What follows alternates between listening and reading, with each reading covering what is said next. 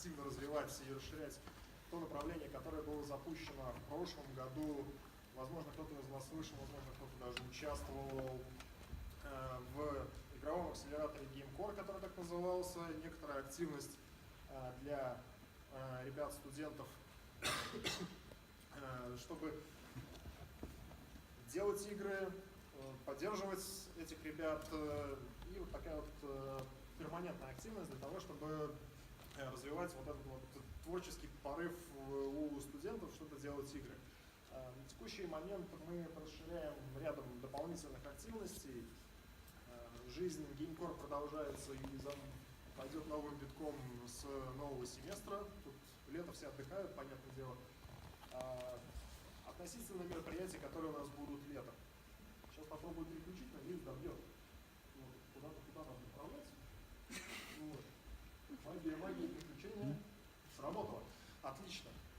Первое. Мы уже запустили официальный анонс. Сейчас озвучу словами. На фестивале ВКФест 2017 у нас будет организовано совместно с командой Digital Banana, профориентационный IT-центр для школьников, отдельный шатер и зона по образованию для геймдева. Соответственно, в рамках этого самого шатра у нас проводится конкурс среди двух возрастных групп номинаций, как раз таки для ребят до вузовского возраста, это 14-17 лет, и для ребят постарше, назовем так, бакалаврского возраста, 18-22 года. В чем суть? Во время фестиваля у тех ребят, которые пройдут первый отборочный тур, который продлится до 11 июля 2017 года, будет возможность в течение этих двух дней фестиваля, во-первых, пошоукейсить, показать свои разработки, во-первых, посетителям фестиваля. В прошлом году это было больше 110, по-моему, тысяч человек. За 2 дня проход поток за весь фестиваль. Плюс ко всему, сама зона будет располагаться в зоне компьютерных игр и будет организовано, во-первых, жюрейство и просмотр ваших, или там ваших братьев младших, может быть, проектов, для того, чтобы выбрать лучший из каждой возрастной категории, получить фидбэк от, назовем так, поднаторевших ребят, уже работающих полноценно в геймдеве. И в конечном счете получить достаточно полезные призы. Для номинации 14-17 лет ребята из Digital Banana подготовили 2 бесплатных места на обучение, на годового обучения на их курсах. С нашей стороны, для более взрослой аудитории, у нас подготовлено, опять же, 2 места, бесплатный сертификат на 2 человек на обучение на 2-недельном летнем интенсиве, который, собственно, к которому мы плавненько переходим. Переключение.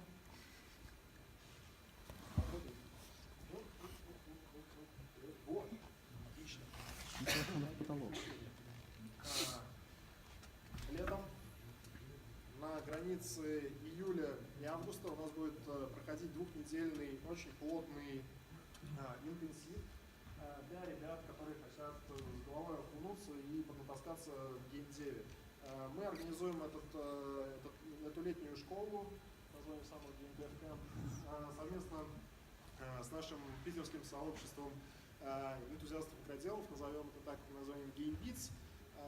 И, в общем, программа будет содержать в себе, во-первых, лекционную часть по первые 4 дня, потом знакомство, собственно, с вашими, с кураторами для ребят, которые будут там учиться, разбиение на команды, и неделя плотной разработки собственных проектов под кураторством, опять же, опытных ребят, которые выпустили уже не один проект свой на рынок. И что самое главное, обучение будет проходить, то есть лагерь, вот этот самый GameDev Camp, мы организуем как для иностранных студентов, так и для русских студентов. Соответственно, у вас будет возможность научиться под чутким вниманием профессионалов из игровой индустрии полностью from the scratch разрабатывать свой проект и практически выводить его, готовить его к выходу на рынок, начиная от проработки менеджмента самой команды и заканчивая маркетинговой подготовкой. Не забывая, естественно, про все технические составляющие. Работать, собственно, в интернациональной среде, такой, с такими же увлеченными ребятами из зарубежных вузов.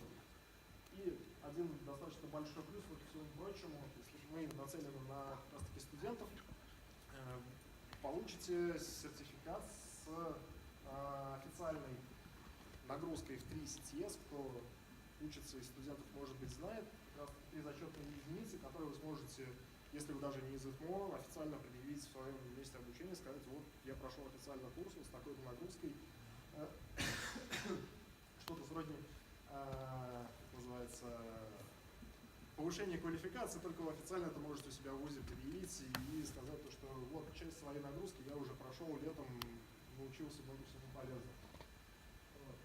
Сама школа будет проходить, я уже, по-моему, говорил, с 24 июля по 4 августа. Для иностранных студентов, если у вас есть кто-то знакомый, и вы готовы их позвать, поучаствовать, дедлайн 18 июня, мы обеспечиваем полную визовую поддержку для того, чтобы ребята смогли приехать. Для студентов из России, немножко ошибся, 11 и 10 июля дедлайн подачи. И, что самое главное, все это проводится набор на конкурсной основе. То есть уже поступает достаточно большое количество заявок без какого-либо даже официального анонса. Соответственно, попадут лучшие из лучших. И что еще немаловажно надо сказать, обучение платное, но лишь русская аудитория для российских студентов и ребят 10 000 рублей за 2 недели плотного интенсива с полным погружением. Достаточно разумные цены. Также, наверное, продолжим туда.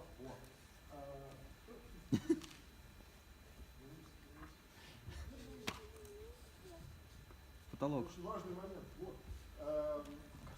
Очень важный момент. У нас уже запущен и ведется прием на магистерскую программу, которая называется «Технология разработки компьютерных игр», которую мы собираем, формируем и будем проводить совместно с ведущими студиями Петербурга, которые у нас есть, контакты уже налажены, окончательно формируется на текущий момент программа обучения, 8 бюджетных мест, 8 контрактных мест, полноценное высшее, получается, второе высшее образование, которое вы сможете получить, опять же, в полном сплетении с индустрией, с достаточно шикарной теоретической и практической подготовкой все эти 2 года, работая обучаюсь у профессионалов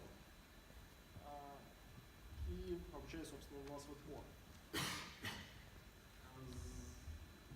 Загуглить вы по названию вполне себе можете и найти, где подавать заявки. Дополнительная информация есть на сайте нашей кафедры высокопроизводительных вычислений, на базе которой будет реализовываться данная программа. Заявки уже можно подавать. Последний дедлайн к приему заявок, если правильно помню, где-то в начале августа. Детали и подробности по содержанию программы, с кем в партнерстве и прочее. Вот сейчас пока что просто маленький тизер. Информация будет на фестивале ВКонтакте, собственно, приходите, в наш шатре сможете получить более подробную информацию по данной магистерской программе. Что еще? Еще.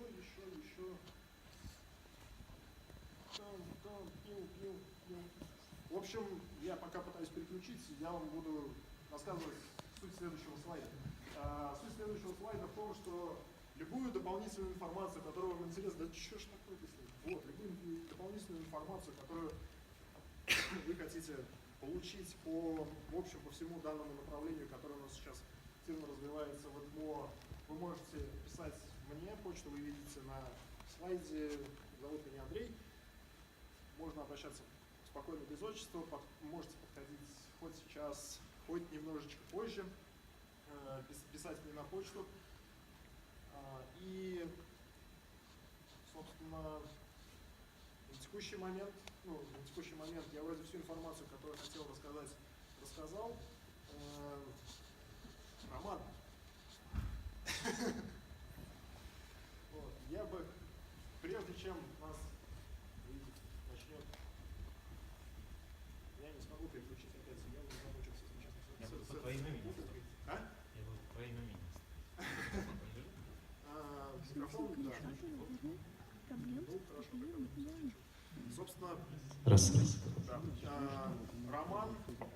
Привет. Epic Games и Unreal Engine. Официально российский представитель. Правильно, да? Да, все верно. Пару вступительных слов, я думаю, сможешь рассказать вам. Конечно. Шьорд мне сейчас пишет, что я вот, как это помните, как в сказке, я вот за лесом, я за горкой, я уже там, за одной рекой, я через большую красивую реку еду, я через маленькую уже переехал, я через последнюю реку переехал, я вот уже там. Поэтому он практически уже здесь на подходе. Меня зовут Роман Горошкин, я менеджер по пиар и ивентам компании Epic Games в России. Занимаюсь я направлением Unreal Engine, собственно, вам известно наверняка.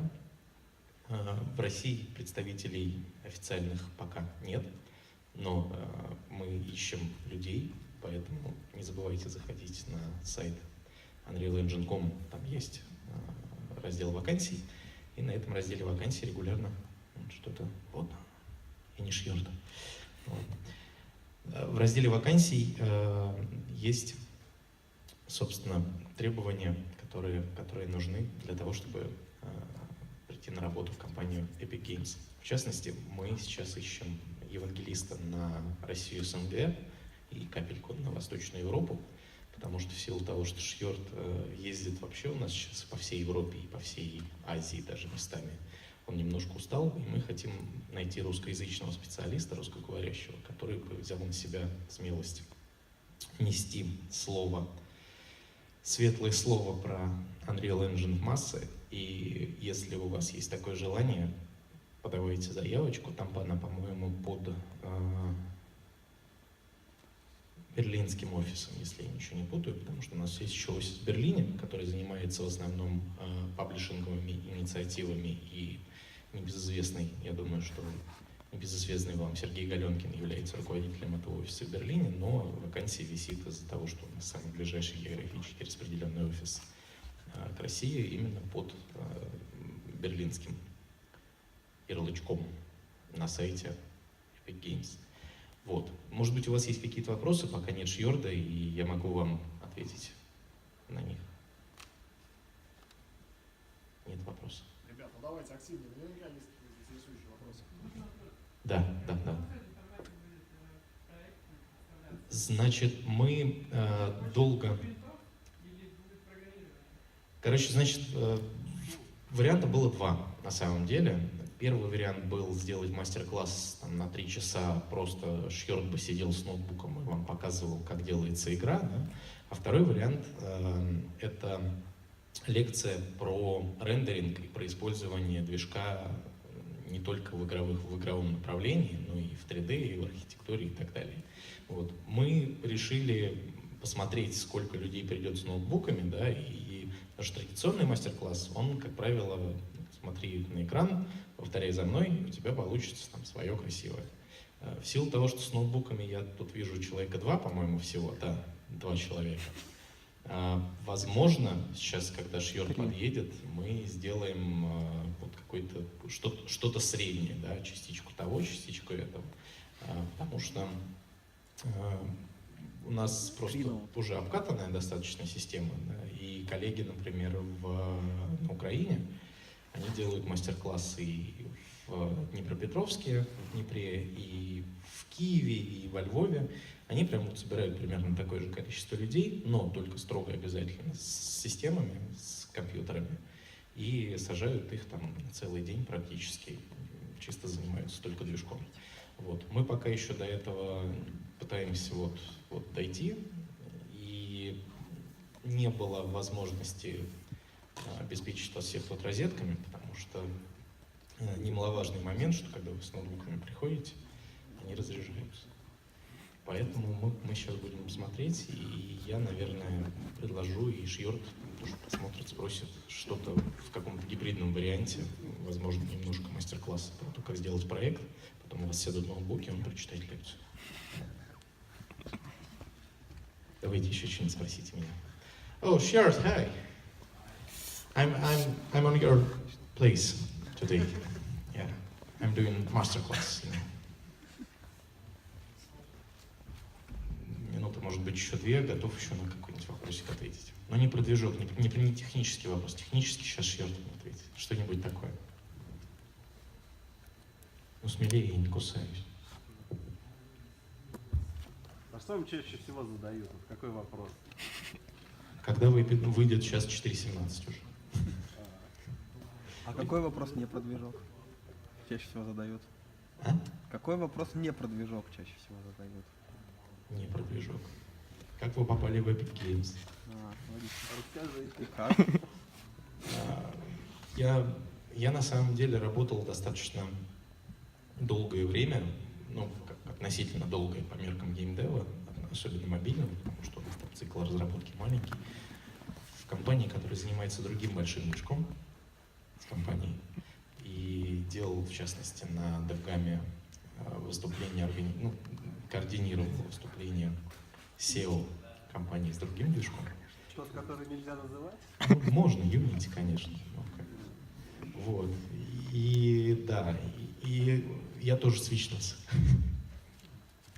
Очень много людей, которые сейчас переходят, и это интересно, потому что тенденция такова, что Unity, они идут в сторону сервисной модели, да, то есть кроме движка самого еще куча всяких дополнительных сервисов и для маркетинга, и чуть ли там не команду можно у них на сайте найти и собрать.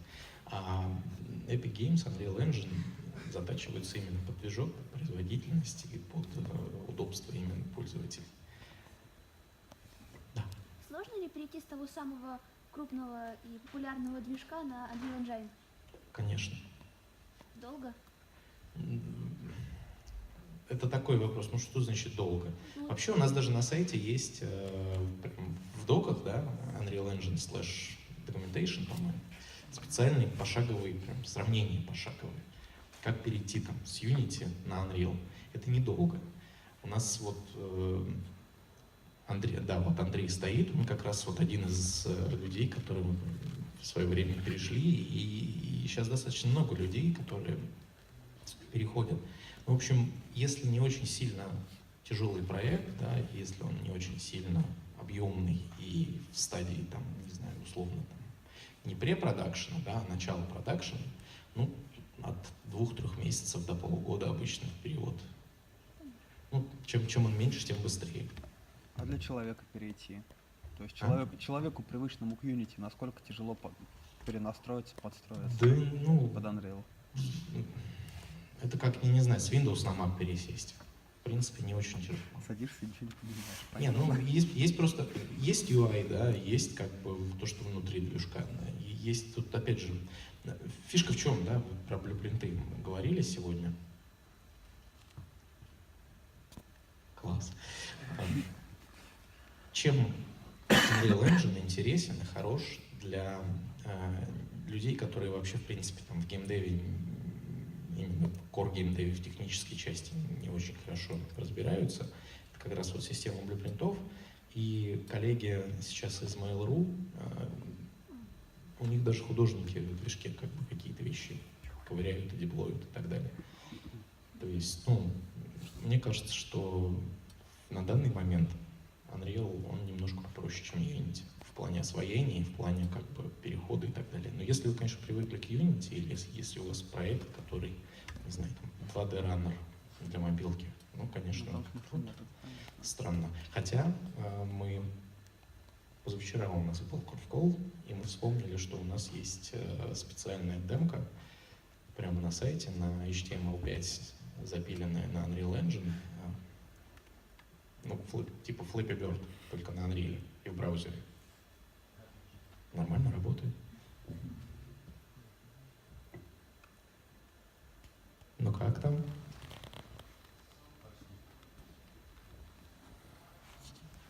Есть для последнего вопроса время?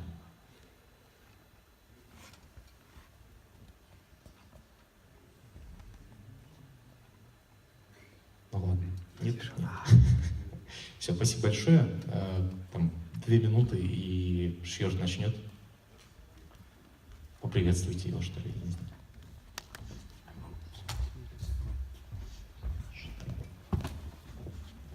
Okay, hi. So it's the first time I'm in Russia and I'm discovering your city, including the traffic, which is great. Okay. And my colleague Alexa was really nice to me because he said it's going to be snow in St. Petersburg, so I took a really thick jacket with me. So it was great. I'm going to talk about rendering. Until when do we have exactly? When was it? Someone? Time? When should I stop? When do I get kicked out? I think about 7 to 8 p.m. Yeah, that's fine. 3 hours. Sure. I've set up this really big rendering talk that I'm going to do. So I'm going to talk you all the way through the entire rendering process of Unreal in the third. So everything that happens with a single frame, at least on the rendering side. I think it's a really interesting process because it shows you how it's built up and what's difficult for the computer and the hardware, what's easy and how that impacts your workflow, how it impacts the decisions you make, how it impacts everything, right? So, and it doesn't require that much prerequisite knowledge. So I'm not sure what you already know, what you're actually doing, who you are, I have no idea. But if you have basic 3D understanding, you should be able to follow this. And it's going to enlighten you probably with a lot of things. I mean, a lot of experienced developers, they don't even know all the details. When I set up this talk, I did a lot of research myself, and I didn't even know everything at all. Like, I had to do a lot of research. So a lot of this is actually quite fun to dive into. You can take the next slide. So this is my name, by the way. It's impossible, like no one manages. So I gave up on it. My parents are not nice people. People also think I'm Chinese because of Yonga, or Japanese, or whatever. So there's that problem too. So I'm actually Belgian and Dutch, and the name is Dutch actually, but I'm Belgian, kind of. So when I'm in Belgium, they see my Dutch name and they think I don't belong there. And when I go to the Netherlands, they hear my accent and they think I don't belong there either. So I left and I'm now living in Sweden. Okay, so I've been in Sweden for 10 years. And I've been using Unreal since 1999, so I've been using 18 years of Unreal Engine now. I started working in the games industry 2003 and have been doing that since. I've done everything kind of from AAA studios. I worked for Guerrilla Games, for companies like Starbreeze, obviously Epic. I've done indie games, either for other people or for just my own company. In fact, my own company as well, publishing my own games. Did well with that. We did 3 games, The Ball, Unmechanical, and the Solus project. Sold about 600,000 in total, 200 roughly. So I think all of that went nice. And I'm doing education. I've been involved with Future Games in Stockholm, game development education for 6 years, teaching, running the program. So I've done a bit of everything. And that's how I ended up becoming evangelist for Epic. So evangelist is kind of covering everything as well. So I travel all over Europe. And I go to conferences, I go to universities, I go to companies, either small or big. I do technical support, I do training, I do everything that comes along basically in Europe. You can take the next slide. After a while, I'm going to have to go back to the back because I have to start using the editor.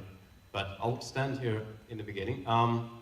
So what we want to do here, because I have to actually read it myself since I don't have a computer, is we want to explain and visualize the entire rendering process. We want to develop an overview of all the features, challenges, and solutions, and we want to understand the big picture. Basically, I want to make you understand how does it run, right? So next slide.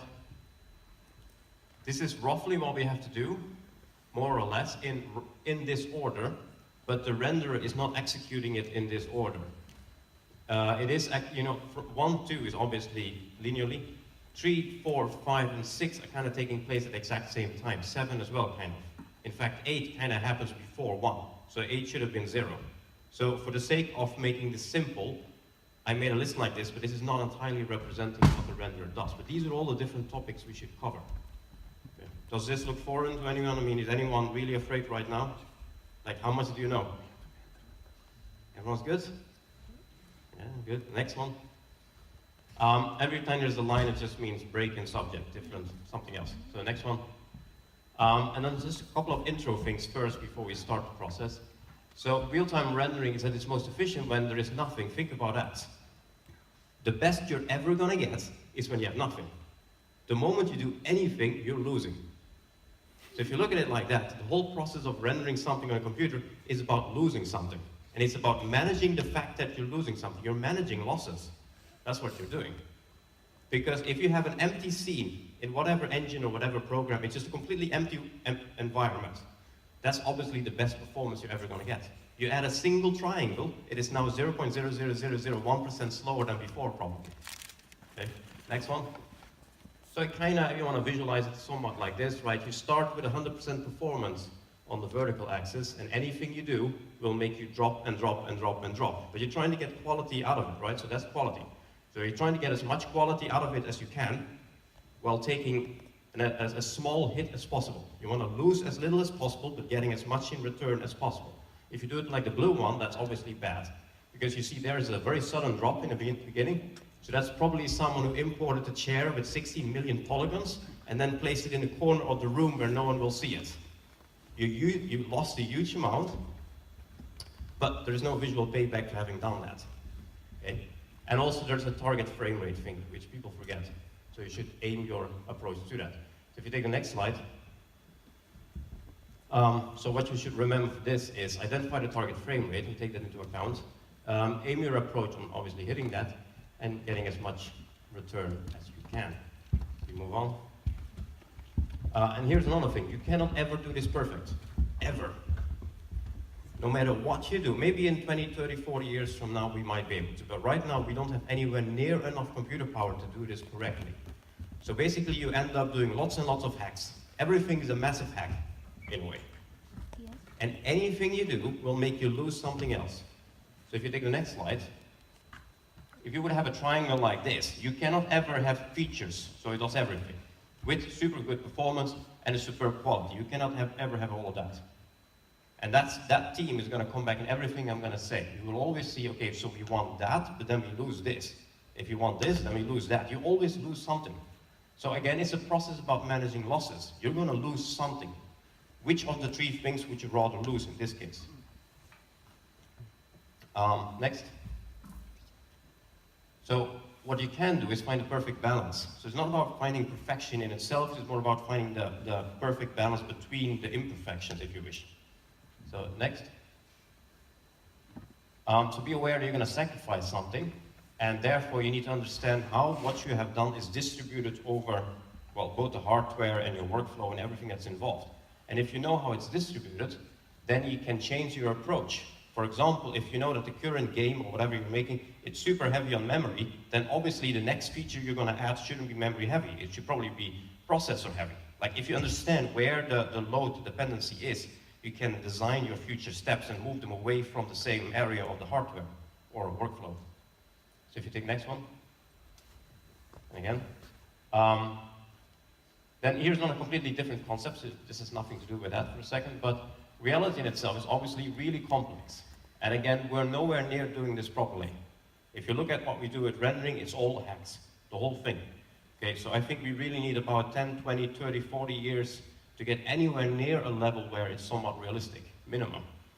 So we do 4 things in order to make this work in 2017 and in the past 20 years. Everything, one, has to be as efficient as possible, obviously. Everything has to have rigid pipelines and restrictions in order to make it efficient. The only way we can make things efficient is if we know what we can expect.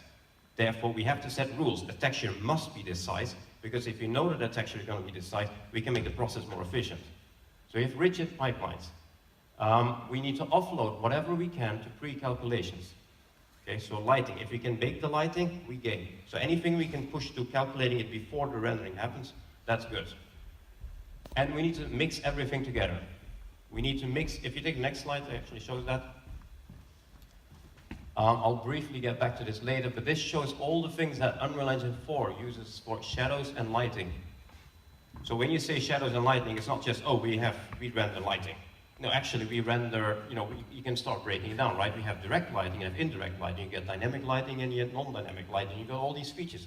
You got like per object shadows, inside shadows, which are kind of the same, distant field shadows, dynamic shadows, CSM, cascaded shadow maps, and so on. So you're not just looking at rendering some shadows. What you're actually looking at is a lot of completely different small little programs, if you want to call it like that, that render this particular thing. Like this program is handling very small shadows underneath objects. This program, this feature, is handling very long range shadows. Like, so you build all these different things, and then you have this patchwork of solutions, and you make the whole thing work together. That's what we're doing. Okay? And that's what any engine is doing. The only way we can do this today is if we make lots and lots of different things and we glue them together with duct tape. And then it'll run. And depending on how well you glue it together with duct tape, it becomes a better engine. Some people glue it very badly with duct tape, some people glue it very well. It's still duct taped. Okay? So if you take the next one. Skip this, it's too basic. We sometimes do this for architects and people from outside the industry, and they're not aware of the fact that everything has to be vertices and triangles. I hope you are, so skipping that. This is fairly straightforward too. It's also meant for them. Here's an interesting one. So there is a CPU, obviously, and a GPU in a computer. So you have two different parts where the computer is calculating things. Don't forget that, because that has a really big impact on game rendering in itself. They can bottleneck each other because they have to be in sync. So both the CPU and the GPU are moving forward on the same information, not the same information, but rather the same frame, the same image. It's processed together. So if one of the two has much more to do, let's say the load is like this, the GPU has much more to do than the CPU, then the CPU has nothing to do while it catches up and it steps. You understand? So they have to be in sync. So the slowest of the two, that's your frame rate. If you have a game that's super fast on the GPU, let's say you make a real-time strategy game with 15 million soldiers running around, but it has super simple graphics, it obviously wouldn't help optimizing the graphics more. In fact, you can probably add millions and millions of polygons and it still wouldn't have an impact.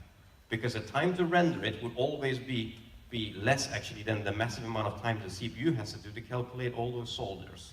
Okay, so the slowest of the two is where the impact goes. And I'll explain that more in a few slides. If you go on. Another core concept is deferred and forward rendering. So there's two main ways of rendering something in real time. This goes for any engine, it's not just Unreal. This is what we've been doing for games in the past, I think since 3D began. And deferred is what we'll talk about today. Deferred is what Unreal Engine 4 does by default. So that kind of means that shading happens in deferred passes. Okay? And you'll see what all of this means later on. So right now it's just text, you'll see it later. It works compositing based. It's good at rendering dynamic lighting, although that's discussable with today's technology. It's good at a stable, predictable, high-end performance though, and that's the biggest reason we're doing it. That's the biggest reason why games like Skyrim or GTA and all of those games are deferred rendered. Because it's going to be more expensive to do a simple game. So for example, if you would use deferred for a mobile game, probably a bad idea. If you would use deferred for a game from 2005, probably a bad idea. Plus it was technically impossible back then, but that aside. If you do a very simple game with it, your performance is going to be lower than you would have had it in forward. But the moment you start adding features to it, your performance is going to drop. It's going to drop very rapidly if you would have used forward. In forward, you would have had good performance right away in a simple application, but anything you do is just a path to nothing. With deferred, you have less performance starting out. But anything you do causes a very minimal drop. So it's much more stable and predictable. That's why we're using it for bigger games. That's why Unreal has it by default. And that also explains why if you would do a very simple game in Unreal, it might not run that well. Like it would still run more than good enough. But you might expect like 6,000 frames per second or so, and it would never do that for this reason. And in a way, it's less flexible rendering-wise. But again, it's arguable. You can discuss that. It kind of depends what you're actually building, how you're using it. So you then take forward, which is the opposite of this, the next one. It computes shading earlier than deferred.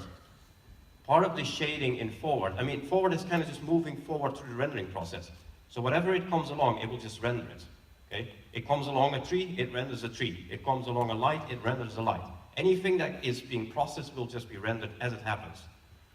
With deferred, what you're doing is you're deferring, you're delaying part of the rendering.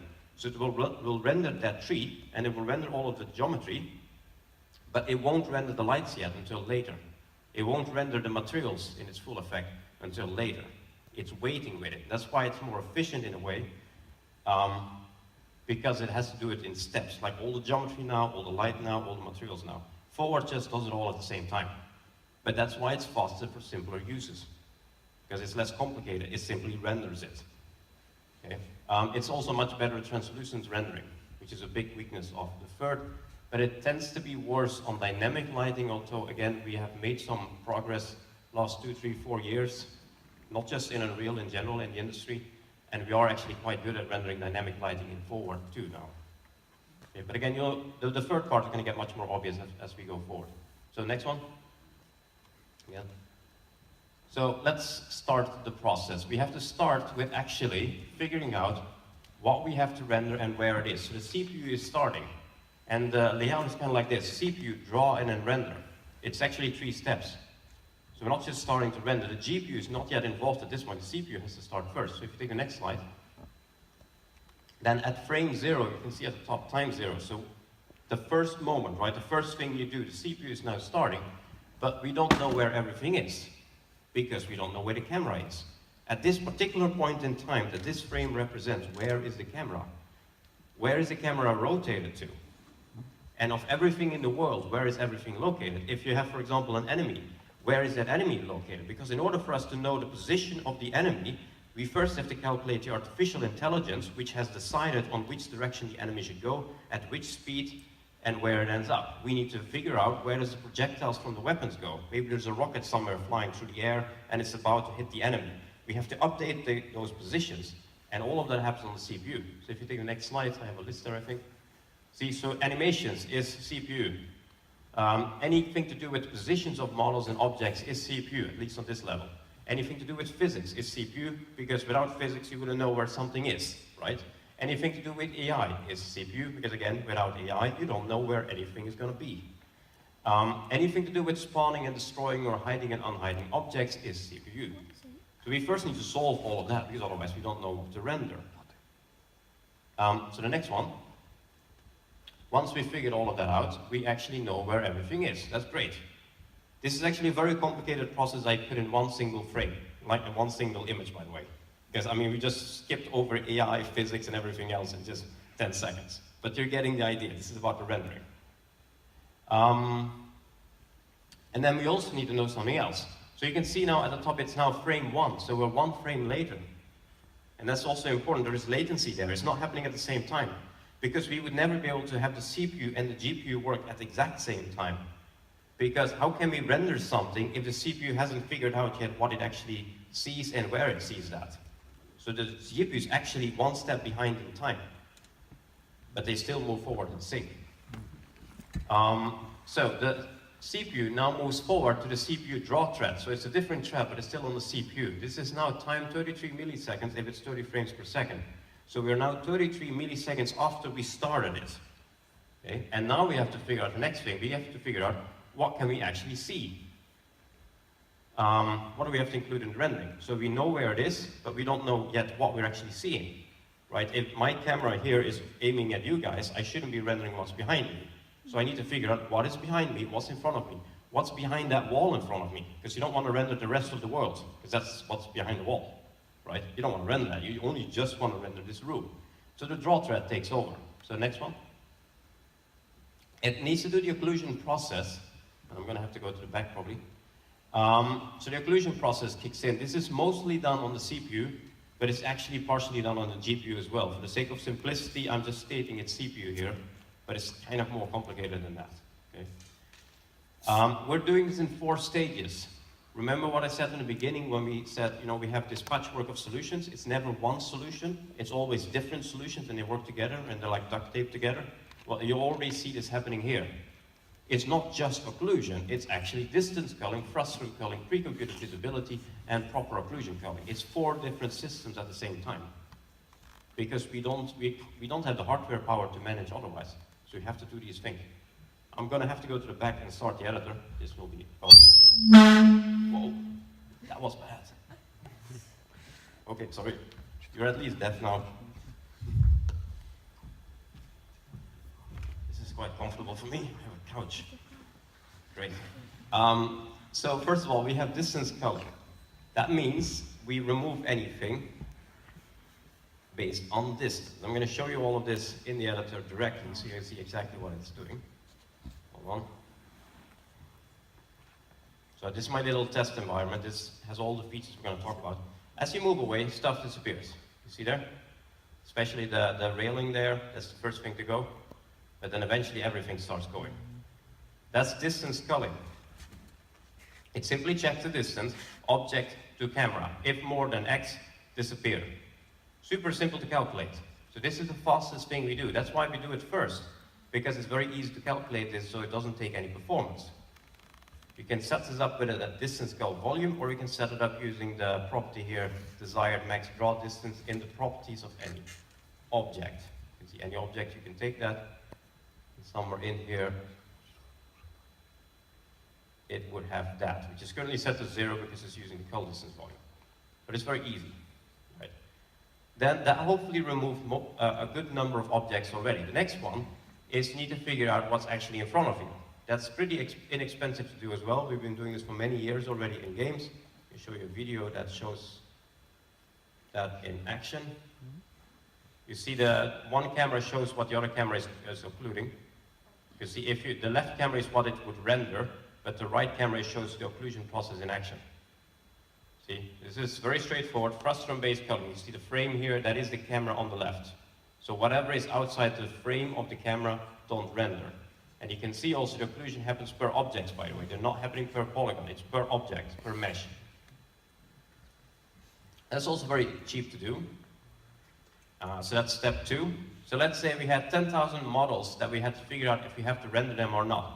Let's say the first step removed 4,000. So now we have 6,000 left. Let's say this step removed another 3,000. So by the time we get to this step, we have 3,000 models left to calculate the next one on. You can see how we're trying to reduce the complexity, and the more expensive the calculations get, the hopefully less objects we have left to do the expensive calculation on. So step 3 is we need to do pre-computed visibility. Basically, we bake it. We render it in advance, and then we use that information. I can remember where I did that. There. You see all these blue cells? Basically, each of these cells, and you can generate this, by the way, if you enable an option in the world properties, and then place a visibility volume around the level, and then rebuild the lighting. The light rebuilding is doing this. Because see, every blue cell remembers in this location, I can see this and this and this and this, but I can't see that. So every cell simply remembers a list of models that are visible here, models that are not visible. That's it. But because we calculated this in advance, we don't have to, we simply have to ask the cell, oh, my camera is in this cell. Can you please tell me what you can see in this cell? And I simply get a list back and I'm done. There's no calculation. So this is also easy. You have to set this up, by the way. This is not happening automatically. And then lastly, on anything that's left, we would have proper occlusion culling, which is heavy. That's why it's lost. So let's say out of those 10,000 objects, by this stage we have, say, 1,000 models left. Now we have to do an expensive calculation on only 1,000 models instead of on 10,000 objects. Okay? If you've got more than 10,000 objects per level, it starts having an impact, by the way. More than 40, 50,000 is definitely bad. So there is actually an impact of the number of models you have in a world. You know, even if you don't see it, right? Even if I go here, which is the end of the level, this hallway, and I position my camera here, it's still calculating all of these. It's not rendering them, but it still needs to check, can I see this, can I see this, can I see that, can I see this, can I see this, can I see this? If you have 40,000 models in there, that's a lot of questions to ask. So the number of models you have in the world is still going to add up, and it's going to have an impact, even if you can't see them. The occlusion culling process does proper real-time checks on everything. If I position my camera here, behind the wing of the statue, and we enter freeze rendering, which is not even suggested, and is badly named because it says rendering is frozen, and rendering is not frozen because I can move my camera, so it's not frozen. But what it actually means is occlusion is frozen. You can see the occlusion process has now stopped in time. So I can now fly around and see what it was actually rendering. When my camera was here, it was actually rendering this. And you can see it renders that, because that's a very big mesh, so it's difficult to get rid of it. Okay, it renders the sky for the same reason. It renders the landscape for the same reason. It's very big. You can also see, by the way, the landscape is cut into sections, so it's only rendering the sections you actually see. See here, there used to be a landscape as well. All of that stuff is gone. You can see it's rendering the floor, because that's pretty big and it probably was somewhat underneath or so, I mean, etc. But it does it pretty well, but it has to do these expensive checks and it's heavy. Eventually, so, we will know exactly what's rendered and not, and we can move on to actually rendering information. Before we go there, there's a couple of things here to take into account. So anytime I have that icon, this is basically the things for you to take into account. This is what you really have to remember or what you have to apply. So when it comes to occlusion, one, you want to set up the distance culling because it's not done automatically, and it's really going to help. More than 15,000 models per level is probably going to have a problem, have an impact, especially if you don't do distance culling and the other, you know, like pre-computer visibility. It's mostly on the CPU side. So if you do bad here, it's probably going to affect CPU performance more than GPU. Large open environments obviously don't occlude well because you simply see everything at the same time. In large open environments, you definitely need to do distance culling. Even things like particles occlude, so anything occludes. The players as well, you know, enemies, anything. Anything visible will do that check. Large models will almost never occlude, and therefore your GPU is going to go up because the GPU now has to render more. But if you have too many small models, that number will go up, and the CPU has to do more calculations on what you can and can't see. You see the other team coming back here? You can't do this perfect. You make everything tiny, the CPU will die. You make everything huge, the GPU will die. No matter what you do, you cannot win this. The only thing you can do is try to find a balance between all extremes. So if you have, for example, here, if you look back at the level, it's actually made of a lot of small meshes. That's great for occlusion, right? Because I can just position my camera there, freeze rendering, you can see, and it nicely cut it off here. It's not rendering the rest of the wall anymore. That's great. But for other reasons we'll get back to in a second, this is not very fast. This is actually slowing down the GPU as well in a different way. So you could then say, okay, you know, let's just make this one giant model, right? Let's just do it in pieces. Let's just do one giant thing. And I prepared that here, so let me get that mesh in here. I remember where we put it. This thing here, which is basically the whole room, or at least part of the room, as one model. So let's just put that next to it for a second. See, a single model, same thing. Because now you don't have to do all these checks, you just check it one. Can I see you? Cool, I can see you, render. That's it. Occlusion-wise, this is efficient in a way. But render-wise, it's not very efficient, because if I can see this, you see that corner there? When you freeze rendering, the whole thing is still rendered. So the GPU now had a lot of extra work, because the GPU shouldn't have had to render everything behind it. But it had to do that now. You see, that's the balance. We'll get back to the balance in a second, because we have to understand this in the next part as well to really know how to approach this. Everyone still with me, by the way? If you have questions, just shout. Okay? Okay. Yeah. So anyway, we know what's visible, right? We simply make a list now. Of all the things in the world, we will make a second list that has only the things in there actually visible. For that reason, it's very simple to hide objects, by the way. If you say in the editor, you know, this statue, it should be hidden, like that. It's very easy, because all you do is just make sure it doesn't pass to the next list, therefore it's hidden, because it's not passed on the GPU. That's just hiding objects. And the GPU can finally start. You can start to actually render something now. Problem is, we can't really properly start yet. We first have to do an early Z pass or a pre-pass. Because even though we know where everything is, we don't really know how to render it. Imagine this problem, right? This is a box. Just, you're looking at a really big box, so basically the whole thing becomes just flat orange and fills the entire screen. Then you render a teapot in front. And it renders object per object. Remember, it doesn't render pixel per pixel or whatever, it renders object per object. So now you have a teapot in front of the background. But if you render this object per object, you would have basically done this, and then the picture looks like that. Then that means that the pixels here, which are going to be covered by the teapot, they've been rendered. You've calculated these pixels, and then you're calculating these pixels again because there's an object in front. If you're going to do this in a complex environment, you're going to have millions and millions of useless calculations, because any object is in front of another object. So you have to recalculate the exact same pixels over and over and over again. You don't want to do that. You know, you could, for example, actually say, why don't you render the teapot first? Because if you render the teapot first, then you know where the teapot is, and then you simply render the background everywhere where there is no teapot, right? But it doesn't work either, because if you do this, then the blue frame is foreground and background at the same time. Which one would you render first? You still have the same problem. So you can't really solve that easily, and therefore what we do is we do a pre-pass. We basically pre-render it, but without all the expensive other stuff. We don't care about lighting, materials, textures. We only look at the shapes of objects, and we do this early Z-pass. And by doing so, at least we know which object is in front of which other object. And that allows us to figure out that when we render the background, we already know that there's going to be a teapot in front later on. So we can just simply not render those pixels at all. Okay, and you will see this in a second again. And then we can start doing the actual rendering. But we have to do this per model, as you've seen in the occlusion process. Each of those models is a draw call. Okay? And a draw call, in a way, is a group of polygons sharing the same properties. Therefore, every model is usually a draw call, but every material or every texture, in most, in modern engines that means materials, within that model is a draw call as well. So if this cylinder here would have had two different materials, this is two draw calls, right? So this is now sky 1, 2, 3, 4, 5. This is 5 draw calls. This is 6 draw calls, because that counts as 2.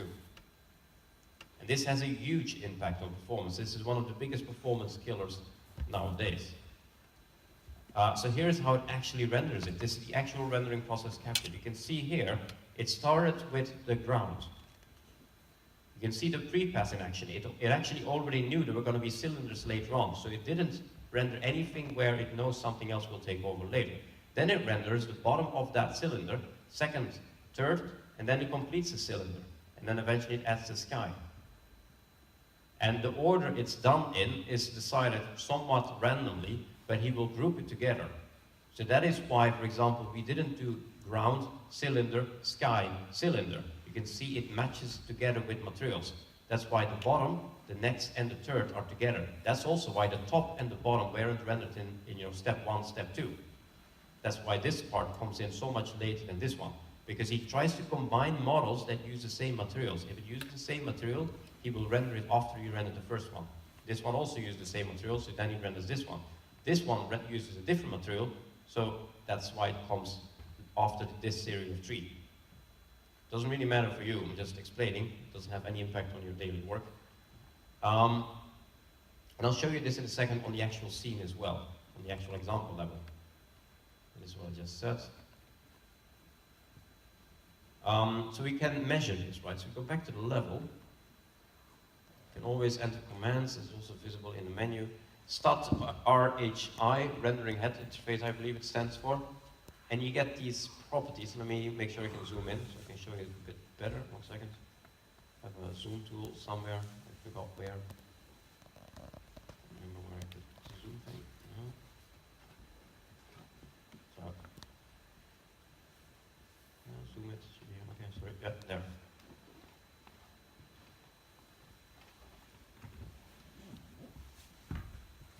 Okay, that works-ish. Good.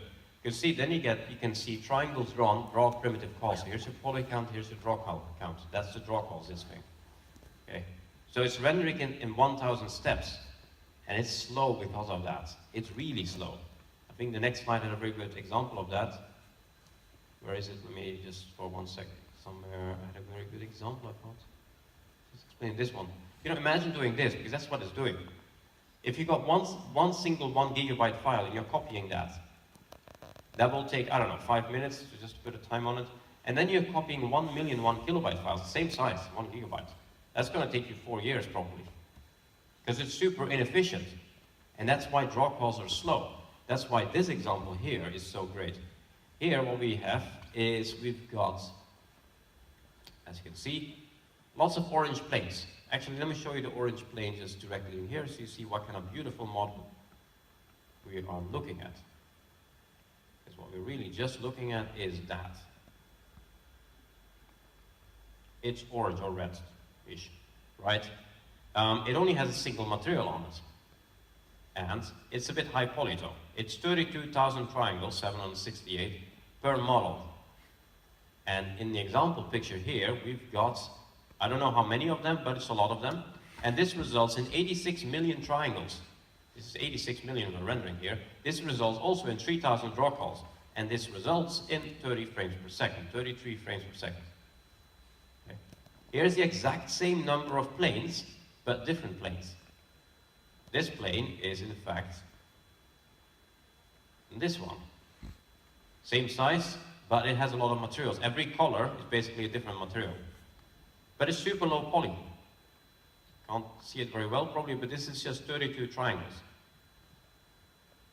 Okay, so those 32 triangles together results in 100,000 polygons. But it has 44,000 draw calls. And this is 4 frames per second. Okay, so it's not really about a polygon, not for this part. It's much, much more about the draw calls because it's so inefficient to render it in such a tiny step. This is 86 million triangles, 30 frames per second. This is 100,000 triangles, 4 frames per second. But this is 3,000 draw calls and this is 44,000 draw calls. That's your difference. Even more extreme is this thing. Here's 2 planes for 150,000 polygons. So this is 50% higher poly than this. This is running at 4 frames per second, and this 50% higher poly count thingy here is running at a beautiful 236 frames per second. And it's 50% higher poly. Because your draw call count is 186. It's 186 and not 2, by the way, because the engine is much more complicated than just rendering the objects. It's doing all kinds of more special things in the background.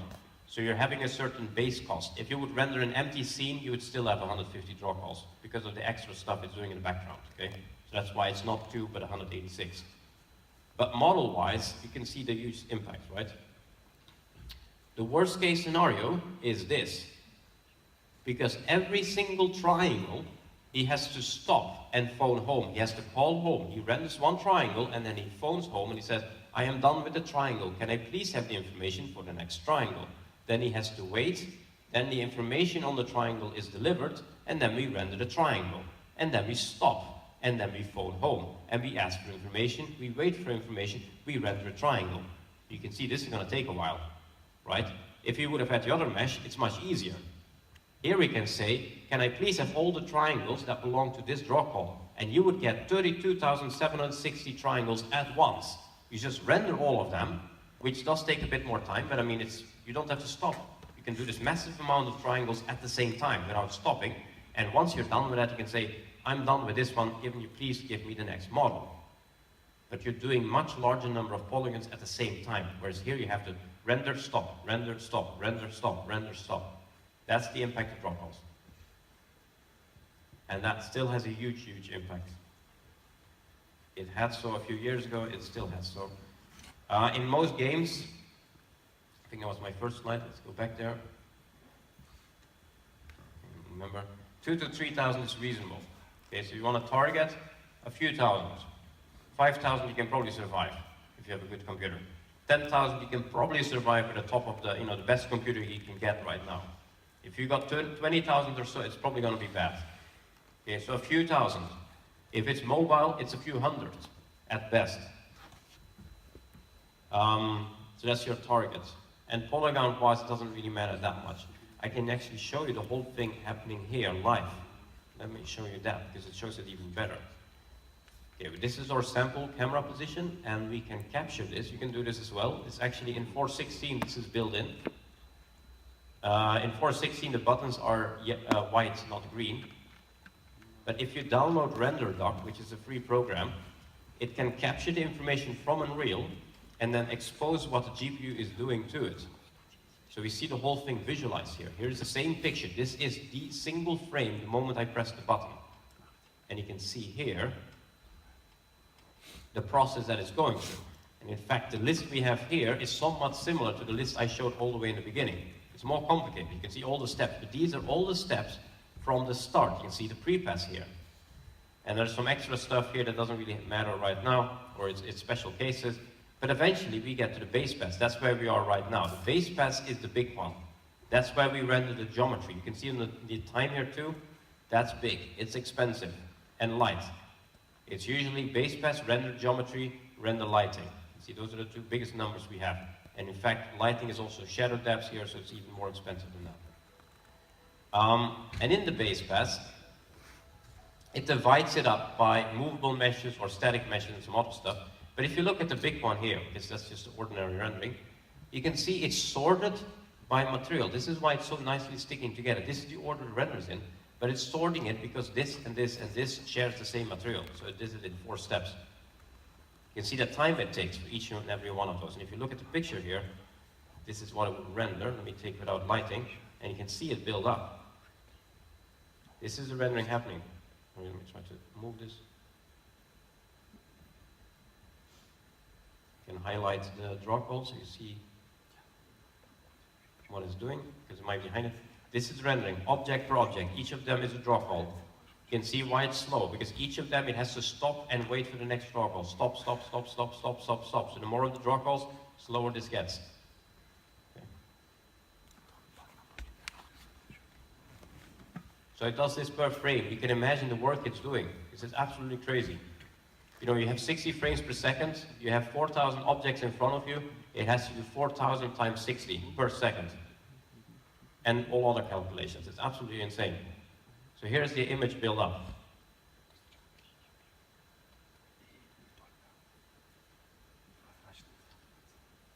We set that, we've set this and this and this. Let's see. So also the cost of rendering many polygons is often lower than the draw call expense. Okay. And the 50 to 50 million you've kind of seen. Also, another one people forget is draw calls have a base expense. So if you've got a chair, for example, and the chair is 500 polygons, and you make the chair 50 polygons, it probably makes absolutely 0 difference. And you can see this also in RenderDoc. If you would analyze the times you see here, this is in microseconds. So we're talking very small scale. You can see for every object, this is the time it takes to render. You would analyze this list, you would never find a number lower than 4.096.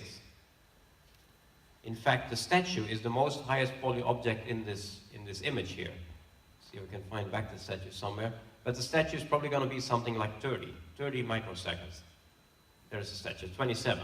This is 27 microseconds. If I would put a single triangle in there, like literally a triangle as a model, and I would put it next to the statue, and I would compare the time it takes to render that single triangle, it wouldn't be 30,000 times faster. In fact, that triangle would still take 4, probably. Okay, and 4 is only, what is it, 6 times less or so than this one, 7, whatever.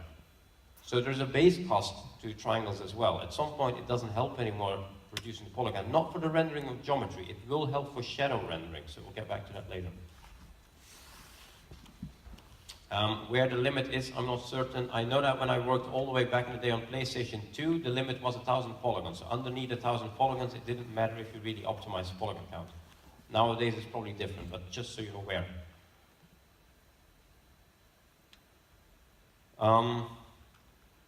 So one thing you can do then is, instead of rendering so many different models, why don't we just make bigger models, right? I mean, instead of doing like this and this and this and this, because now it has to do it in steps, why not just make one model that's all of this? And maybe that and this and this and this. Just make one giant model. Because if we would do that though, we will get worse occlusion, as mentioned before. The light mapping, which we'll get back to later, will be worse. The collisions will be worse. The memory will be worse, among other things. So you see the same problem again? We can't do this well. We can win one thing, but we'll lose something else by doing it. So in Unreal, we've taken this very modular approach. Many of the meshes are all separate pieces. Because it's very efficient for memory. We don't have to load this huge model, right? Because here's that combined model again. You know, if you step into the room, you don't suddenly have to load this entire giant mesh, which is big in memory. I don't know how big it is, but it's probably, say, it's 60,000 triangles, so it's probably about 5.5 megabytes in size. It's roughly 1 megabyte per 10,000 triangles, a bit less. And then it has to remember that, but if it can remember this in steps, it doesn't care about that, right? Because this one is maybe only 1 kilobyte, and maybe that one is 2 kilobytes to remember, and maybe that one is, again, 1 kilobyte, so, and it instances in memory. So if you have these two walls here, it only has to load the model once, but render it twice. So memory-wise, it's efficient. Collision-wise, it's efficient. Here's the collision shapes of the worlds. It might be hard to see on the projector, but we have these blue frames everywhere now. That's the invisible collision of the world. If you have a physics ball, let's say this thing is physics-driven, okay, and the ball is bouncing around, and the ball hits the wall here, it hits this, then it has to ask the information from the collision of the wall in order to know that it hit it. So now this ball will send back to this ball, I am a box, and here's the size of my box. That's easy. But if you would have a very large model, then we would have a very complex collision shape as well. I think this is going to be very hard to see, probably. You can see all of these boxes are kind of combined now in this one big one. The point is, if the ball would now hit the same wall, it wouldn't be able to ask a collision from just the wall it hits, it gets the collision from all of this. So that gets worse. So, and that's all more complicated than what I'm saying now, but that's the basics of it. All of those things are impacted by making bigger meshes. But if you make too many small meshes, then the draw calls are impacted. So again, you want to find a balance between this or you will not manage. So what we do is, as mentioned, modular meshes, that are those separate meshes. Saves especially time and memory, that's kind of why we're doing it, but we're losing draw calls. Before I talk about that, another thing you can do then actually is you could say, build it with separate meshes, like so and so and so and so, but then eventually you can still merge those. You can also do this in Maya or something. Merge those as a single object. Let's put it somewhere.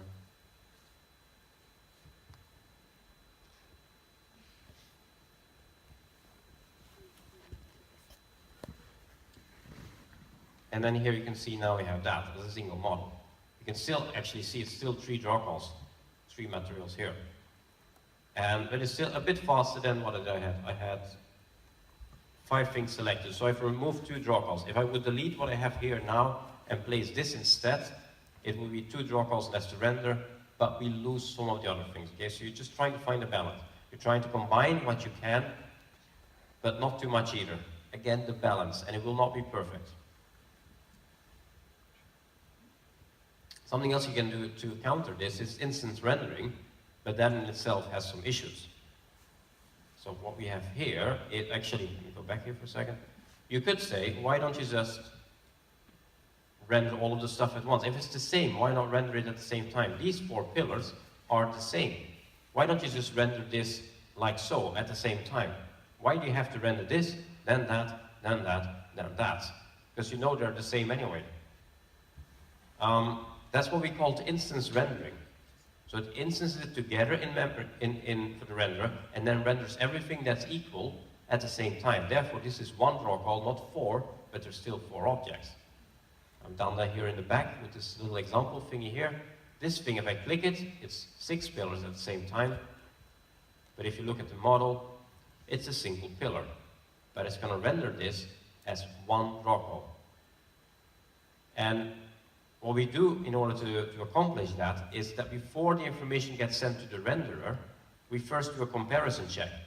So before we send this to the renderer and say, can you render this one and this one and this one and this one, we first check, actually, are you the same as you? Yes. Are you 2 then the same as this? Yes. Are you 2 then the same as this? You know, this one, these 3. Yes.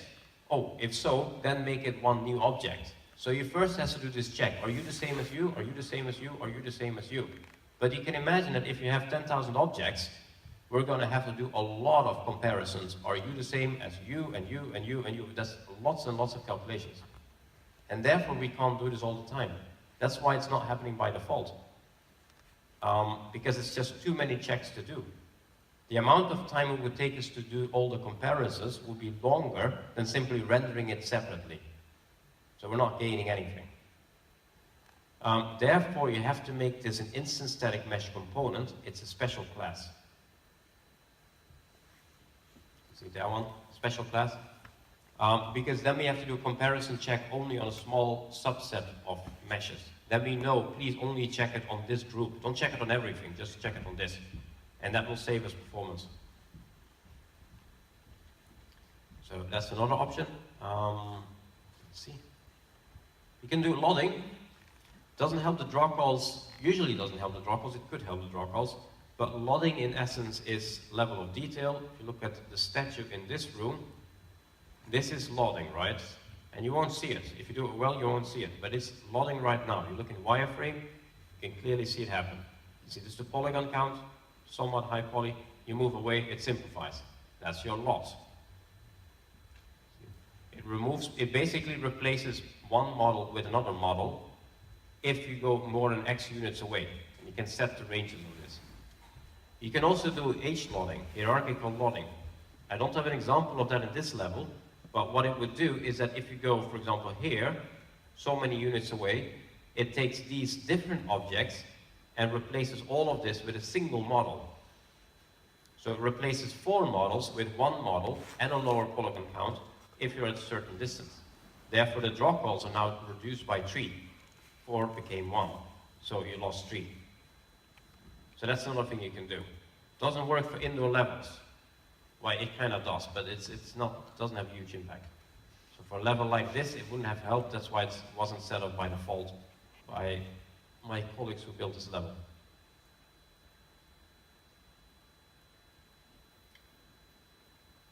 See where we are. Okay, so all of this is happening at the same time, okay? This is not linear. As mentioned all the way in the beginning, vertex shaders actually happens at the same time as what we just said. But in order to start rendering this to the screen, right, in order to do steps like these, we have to convert the 3D information to pixels. That's called the rasterization process. But before we can even do that, we have to use vertex shaders to figure out some more information of every model. So, a vertex shader is going to do a couple of things. Shaders in general, by the way, there's different types of shaders. We're going to get back to pixel shaders, which are the most commonly known one later on. And the reason we're using the whole shader architecture is because we wouldn't be able to calculate this many numbers very efficiently in any other way. Because what we're doing is often very simple. The calculations are often very simple, but we have billions of calculations to do. A CPU, for example, will be able to do some basic mathematical operations. But the problem what a CPU can't do is do billions of them at the same time, all the time. It wasn't built for that. So what we've done in order to get the maximum efficiency out of the rendering process is we've designed a piece of hardware on the GPU that's been designed for one purpose only, crunch numbers in a shader architecture. So we custom made our hardware for this. That's why the CPU is not managing it. The CPU was never designed for this. The CPU is designed to do everything fairly okay. But we needed hardware that did one thing only extremely well. That's your shader architecture. Vertex shaders are the first one we're hitting. So a vertex shader is using that hardware and also the drivers and everything that's in the whole system to mass calculate very often simple numbers. It does 3 different things. The first thing it has to do is it needs to convert local space to world space. Say you have a cube, you have a model of a cube, then let's say the model of the cube has remembered where the vertices are, otherwise we don't know what the model is, right? So the model remembers this vertex here is at, say, Z100, and this vertex here is at Z minus 100. But when we render this model in the world, it's no longer at 100, right? In fact, the model is located there, some random location in the world. So this vertex is no longer at 100. This vertex is actually at 92 plus minus 92 plus 100. So this vertex should be located at 8, and this should be located at minus 192. So the process of converting the information on where the model remembered its vertices and where the model actually is in the world, the vertex shader takes care of that. It just converts the numbers. Again, super simple calculations. The problem is we have millions of them. So that's what makes this complicated. Another one we do is fairly straightforward. We have to do vertex colors, vertex, stuff like the shading, hard edges, soft edges. You can see all of these are soft edges, it's smooth. But here we have some hard edges. Anything to do with that, that is vertex shader again. And more, this is the useful part for you, because this happens behind the scenes. You don't have to care about it. You can't do anything about it, it just happens. This one you can work with. It's the offsetting. Because here, we basically offset the vertex, right? We place this vertex, we place it elsewhere to take the location into account. we can use that same offsetting system to do another offset on top of that offset. So here we have this cylinder in the middle. We could have said, take current vertex position and offset it 100 units even more. Therefore, the cylinder is now going up. And if we can do that, then we can do grass that moves in the wind. We can do clothing. We can do water. Because all we can do now is we can move the vertices in time at different positions. We can offset them at different positions depending on when in time this happens. So grass animations, winds, anything like that, that's vertex shader. The reason we're doing it on the vertex shader is, and here's some examples of that, because again, it's super optimized, right? Imagine that you have a forest. How many vertices does a forest have? Millions probably, maybe 10, 20 million vertices. Are you gonna animate 20 million positions on the CPU? It's never gonna work. I mean, it's literally never gonna work. It's not made for that, it's too slow. So therefore, we're doing this on the GPU.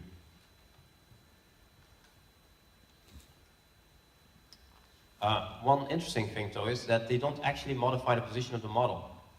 Okay, so be aware of that. We go back to this example. The CPU does not know that this is now up in the air. The collision of this, therefore, is still on the ground. The collision looks like that. The model is here. If you would have physics and a ball would hit this pillar and the ball would hit it underneath, it would be blocked. If the ball would hit it there, it would go through the cylinder. Because the renderer, the GPU knows its offset, the CPU does not know. Okay, so it's purely a visual effect. In fact, the CPU can't know. There are ways of hacking this. There are ways of managing this, but by default, the CPU cannot ever know. Even if the GPU would tell it back to the CPU, hi, I've done this, the CPU would still not be able to work with that information because the CPU is 2 frames ahead in time. Even if, look, if in frame 1, for example, let's say in frame 3, in frame number 3, the GPU has decided to offset this model and tells the CPU, hi, I've just offset the model. The CPU is at frame 5 already at that point. So it's like changing something in your past. It's not going to work. They're at different points in time. So it's purely a visual effect. Things for you to take into account, the more complex the animation is performed, the slower this is going to be, obviously. And the more vertices affected, the slower it's going to be. So worst case scenario, make a 10 million polygon tree and do an extremely complicated wind animation. That's worst case scenario. And then copy this 16 million times in the level. Okay, so the more complex the wind animation you want to have on foliage, the lower poly the object should be. That's kind of it. And also you want to reduce this. If you can reduce it, that's great, right? And most people don't do this, but if you can, for example, turn off the wind on distant trees, that's going to save you. Because if you would have, and these trees don't have animation, but imagine this tree is moving in the wind, right? This tree seen from this distance is still going to process all of those vertices in the vertex shader. So you want to turn it off because you can never ever see this thing move anyway in the wind from that distance, right? So usually what I do is you have an animation on the foliage, but as you step away from it, it simply stops the animation at some point. That saves you. Okay, so we're rasterizing. As mentioned briefly before, we have to rasterize it, which means we have 3D information and we have to figure out which pixel must now be colored by these polygons. Here's a polygon, that means that these pixels must be colored. This is done draw call by draw call. You can't do anything about it, it just kind of happens. I'm just pointing it out. Interesting thing though is that a pixel can only ever show one single polygon at the same time. It doesn't show a blend, it only shows one polygon. So we know with absolute certainty that it does that. And if we know with absolute certainty that that happens, then the next step becomes more obvious. So here we have 3 triangles. Look, this is a triangle, and the other one is behind it, so that would have been the blue one there, and the orange one there.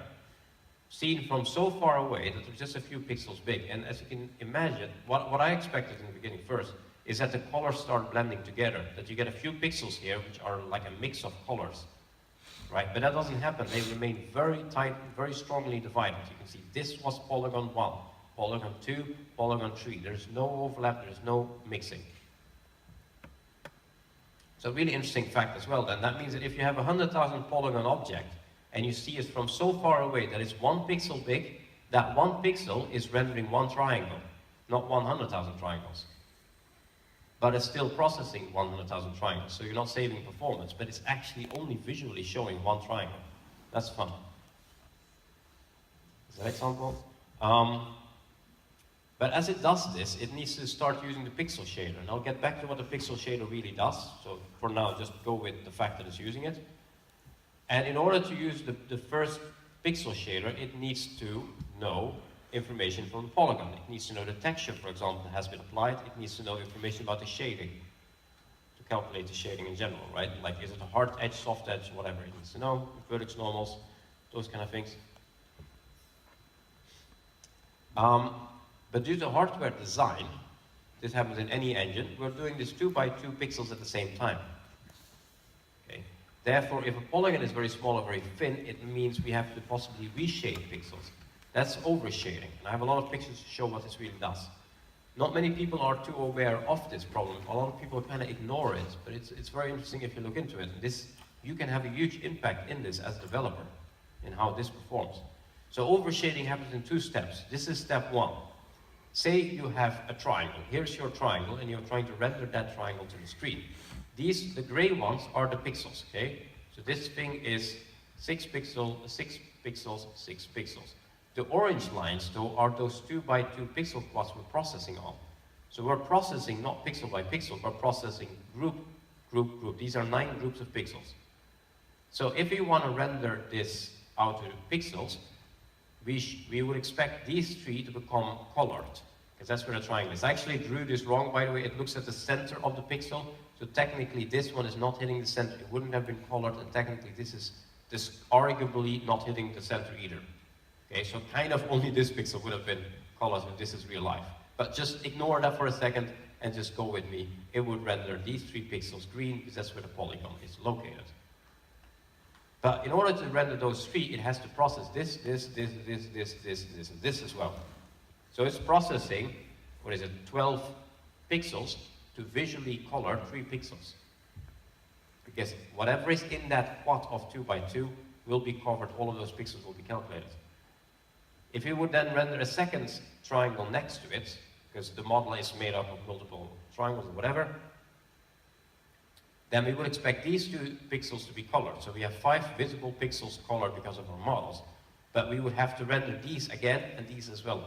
So now we have done, I think 20, is it? 1, 2, 3, 4, 5. 20 pixels have been calculated, and we have visually colored 5 pixels. That's overshading.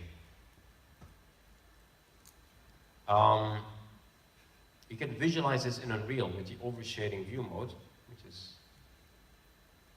can't remember, there. This one, the grass is special case, so ignore the grass for a second. Sorry, totally wrong one. Quad overdraw, still, grass is still a special case, so ignore the grass still. But you can see here what this means in practice. What it means in practice is that if a model is high poly, you can see up close, the statue is fairly just blue, right? You move away, you can see it's starting getting green. It's getting green right there now. At some point, the lot kicks in. Not inside the door, like there. And it's suddenly lower polygon again, therefore the overshading is less. So the greater the density of the triangles at a smaller number of pixels, the more overshading you get. You have an example here with 2 spheres. Let me place these 2 here.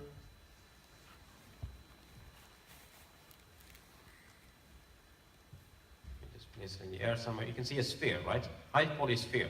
You move away, you can immediately see the thing go green. If you go fairly far away, the thing gets solidly green. Green is the worst case you'll get.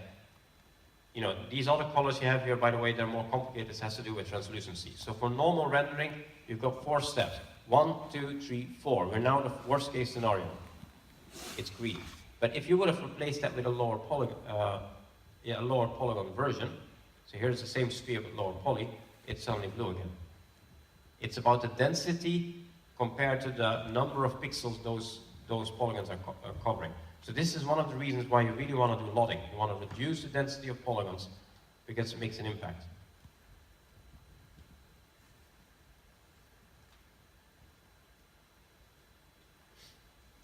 So 1 we set, 2 we've set, therefore we lot a 3. 4 is an interesting one. Is the more complex initial pixel shader is, the more expensive overshading is. That means that if you have forward rendering, which has a much more expensive base pass, it's about the base pass. When we say initial pixel shader pass, we basically mean base pass. Forward rendering, therefore, is more impacted by overshading than the third. If you're making a forward rendered game, you should pay much more attention to overshading than in the third. In the third, you could ignore it and you'll probably survive it just fine. But in forward, you're going to have to care. You're going to have to do lotting, and you're really going to have to reduce the polygons. And I don't know if you know, this used to be a standard like 10, 15 years ago. I remember when I started, people always told me that, and no one ever explained to me why. And now I finally found out why. Okay, so here's one of these things. This might be hard to see, but worst case scenario, it's a cylinder or a circle rather, and all of the triangles start at the side and they point towards the middle. You can already see on the wireframe just how incredibly dense the density gets here of triangles. All of the triangles go to basically a single point in the middle. You get super massive density here. This is worst case scenario for overshading, because this, the pixels in the middle, they're being affected by many, many triangles rendering on top again and again and again and again. This is why people used to say, if you do like this kind of thing, like a barrel, let's say that this is the top of a barrel, don't make the polygons go to the middle, make the polygons look like that, go like that. They zigzag across. That's why they said it, because if you do it like that, you don't have a central concentration. That has to do with overshading.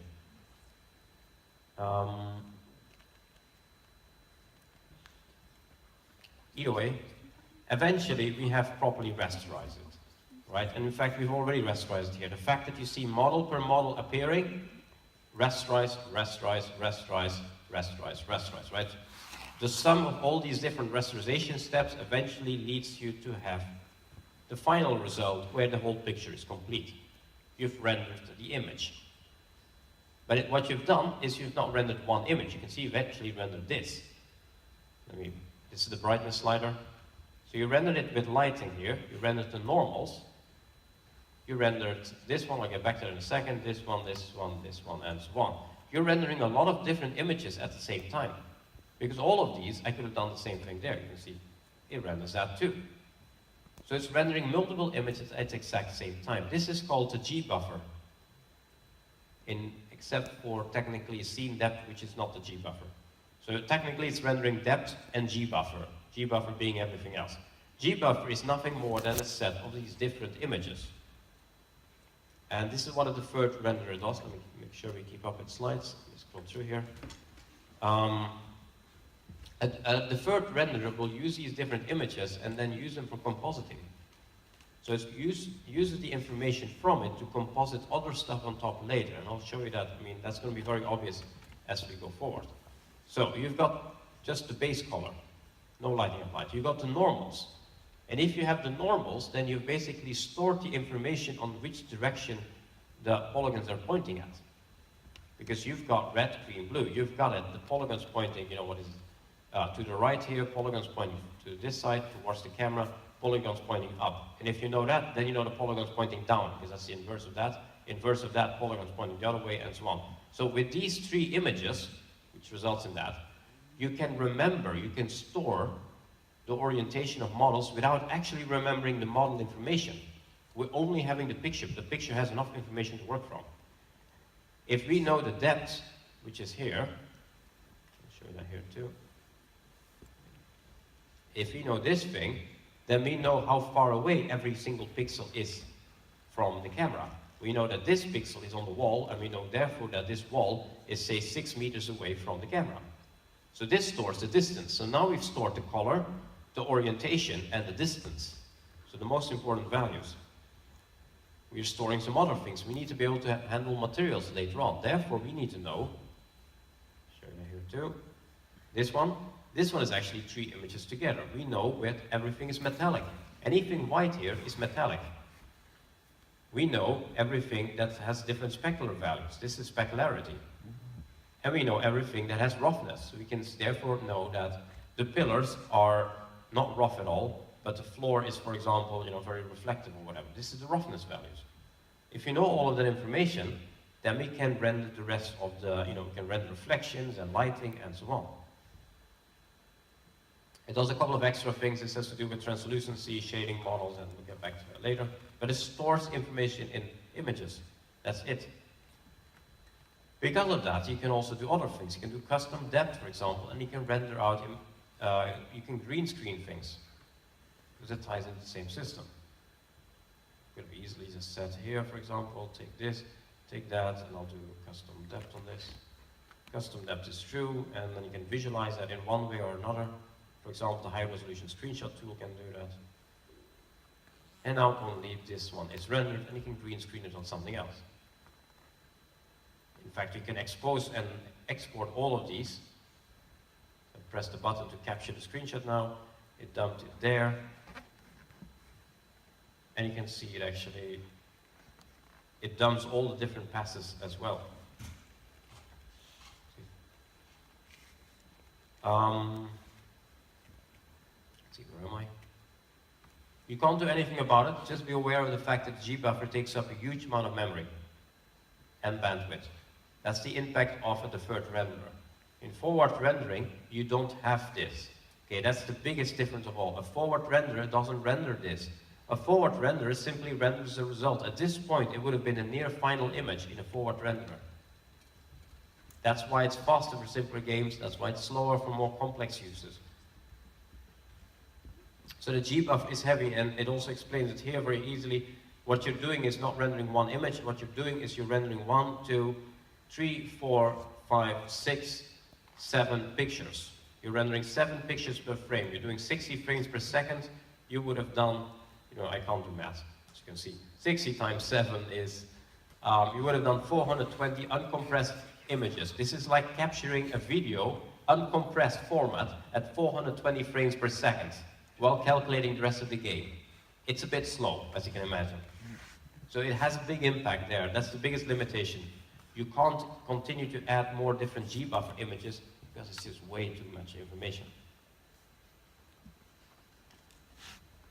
Good. This is still happening at the same time, right? Because when we render, for example, this here, we obviously have textures on here, so it already knew about the textures. But if you look at the textures in itself for a second, they're compressed on imports, probably obvious for you, but again, for architects, this is not. The compression differs per platform. We use DXCC, or nowadays more accurately called BC, but it's kind of the same. For PC, DXCC stands for DirectX Texture Compression, BC stands for Block Compression, same stuff in a way. DXCC actually has a lot of different compression settings, but they're not exposed by Unreal Engine 4, so what you're seeing in Unreal Engine 4 is a simple version. It's actually more, there's a lot more possible with it if you would want to access that. And normal maps use BC5, which uses a special set for different reasons. One of the reasons is that we actually strip out the blue channel. If we have only red and green, we have enough information to figure out the blue channel in normal maps, actually. So we can save some space there. And the regular compression formats, the regular BC compression settings, so like BC 1, 2, 3, 4, and I think 6, 7, 8, I forgot where it stops, or 6 and 7. They're not doing very well with mixing red and green in the same pixels. And a normal map is mixing a lot of red and green, so we have a separate format for normal maps. Anyway, it's similar to JPEG in a certain way. It compresses pixels in 4x4 blocks. That's why it's called BC compression, block compression, because it's handling it in 4x4 pixel blocks. You could disable it if you need to. In DXCC terms, 5 is usually used for alpha, 1 is usually used without alpha. Alpha has a huge impact, by the way. Don't underestimate the impact of alpha. If you'd have a texture, let's say we take the wall,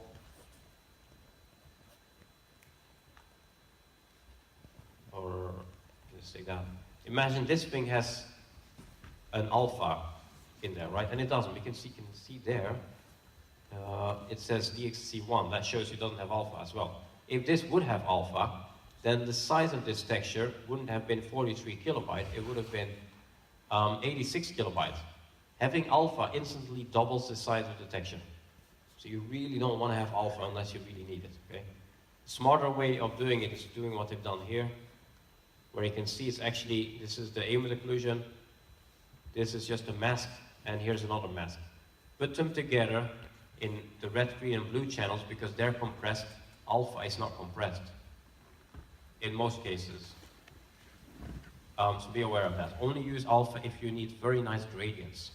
For example, the clouds or something. If that would have had alpha, that should have had alpha. But the grass doesn't need alpha because, I mean, it's jaggy. You don't need proper alpha for that. You would put this in, I'm not sure if they actually done that. Let's see if they did. But since this was built for demo, I'm guessing they might not have done that. Let me just check what we did ourselves. We did it. Now we're using that one. And see, this uses alpha. Don't do this. Okay, this is bad. You can see there too. The size, you can even fix it live. Size 1,365 kilobyte, 1.3 meg, right? I say here, see if you compress without alpha, 683 kilobyte. Don't use alpha. Okay.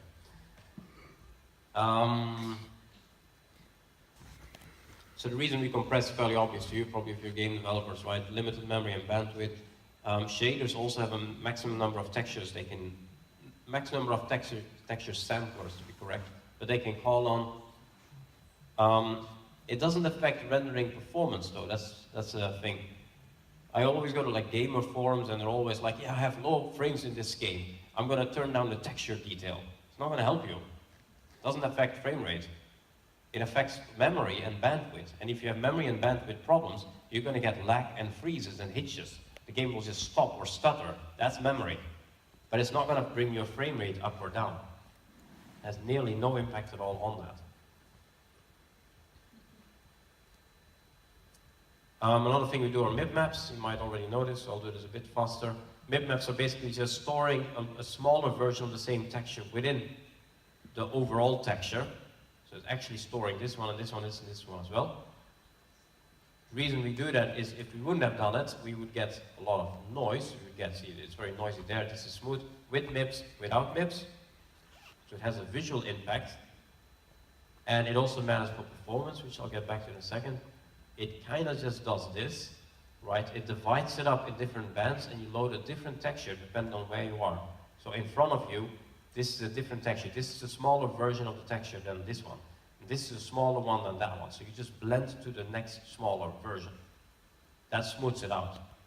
But the reason you're also doing that is because you want to be able to do texture streaming. And that's connected to it. That means we only load in the texture when we actually need the texture. Otherwise, we're going to do a lot of loading. I mean, imagine running GTA without texture streaming. The moment you load the game, you would have to load every single texture that's ever going to be used in the entire game in memory at the moment of starting the game. I don't think that's going to work. So we only stream in the texture when we need the texture. But if we have MIP maps, that also allows us to not load in the entire MIP map, but to only load in, for example, that one. That's nice. Imagine if you have this and there's a train in the distance. So there's a train approaching, right? There's a railroad, say, here in the middle towards the camera. And there's a train approaching there. When the train is super far away, you don't want to load in a 4K train texture because it's totally pointless. The train is super far. You can't even see the thing. The train is 1 pixel big. Why would you load a 4K texture? So he's only going to bring in the MIP map, the smallest MIP he can get. He's going to render the train, but he's going to render it with a very tiny texture on it. And as the train is coming closer and closer, he's gradually, okay, now he takes that one. Now he takes that one. He loads in the step, the MIP map step he needs for the distance the mesh actually rendered at. And also that allows to ease in the loading. If you would suddenly have the train in front of you, like it just appears, by magic suddenly there's a train right in front of you, the engine would need to get a 4K texture right away, because suddenly the object is there, it needs a texture. And then you need a lot of bandwidth to transport a massive texture instantly. That's heavy. So usually we do it in steps. We take the small texture first, because we can always transport that on the bandwidth to the GPU. And then we take a big one, or maybe we skip a few steps, but we start small. It's easier to slowly pull it in, or fastly pull it in. That's why, especially in older versions of Unreal, sometimes you load at a scene or you fly around and a model is blurry, like the texture is super blurry. That's because it hasn't managed yet to pull in the bigger MIP map. So it fell back to the low resolution bitmap, because at least it has something, but it's obviously very low resolution. And in order to do that in turn, we need to make sure that everything is power of 2. I forgot one by one here. 1, 2, 4, 8, 16, 32, 64, 128, 256, 512, 1024, 2048, and 4096, and 8192. They are accepted. Everything else is not. 16,384 won't work yet, in most cases. Any combination of that is fine, so you can do 16 by 4096. The reason we're doing this is otherwise we can't do bitmaps. So you can import a texture that's not this, but it's not going to bitmap. So sometimes you want to import without bitmaps, by the way. A menu texture, for example, can never be seen from far away. So if you have like an exit button, the image for the button exit, you can only ever see that on the menu. So you don't need bitmaps. So sometimes you deliberately want to remove bitmaps. Okay, then we get to the actual pixel shaders. Very similar to vertex shaders, using the same software and hardware architecture. Vertex shaders obviously working on vertices. Pixel shaders are doing it on pixels. They both do the same thing. They run calculations, a lot of calculations, often very simple calculations, but they run it on a particular thing, a pixel in this case. It's extremely central to the rendering pipeline. It's used for calculating every step of the rendering from this point forward. So fog, reflections, lighting, post-processing, color correction, anything. The entire material system, the entire thing is pixel shader. It does it in multiple steps, so we're not just doing one pixel shader step. So we're not just doing this once, okay? Remember that. We're going to talk about it now, but this is actually happening over and over and over and over again in multiple steps. It even doing this in forward rendering, it would still use it, but it would do it in a different order. So pixel shader in extreme essence is this. Take pixel, say pixel, do a calculation, so take pixel color plus red 50%, right pixel again. Pixel is now red. Take pixel 2, do red 50%, pixel is now red. And we go through the entire image. We just take pixel, take input values, do calculation, have output value. That's it. That's just it. And we can do this selectively, not on the entire image. Instead of doing this on every single pixel in the entire picture, we can do this only on certain pixels, on certain conditions. That's why we have masks. Pause. Why we have mask images. Why we have, for example, this. Not that, sorry. Why we have this one. Because now we can say, okay, so any pixel that is white on this image, if you are white, then please run this different calculation. If you're black, run this calculation. So now we can run different calculations depending on the condition the pixel is in. And then we can say, okay, well, everything that's white here is metallic. So everything that has to be metallic, run the metallic calculation. Everything that's not metallic, run the other calculation. So we can start doing different changes on the pixels. And what we're doing is, in essence, taking this and changing the value of the pixels. We can zoom in all the way, right? We can look there. We can say, okay, well, this is actually metallic. Therefore, it's not bluish, but it's going to be more yellow, bright blue. Like we alter the colors of the pixel we already have, but we rechange it based on the materials, lighting, fog, and so on. Pixel by pixel.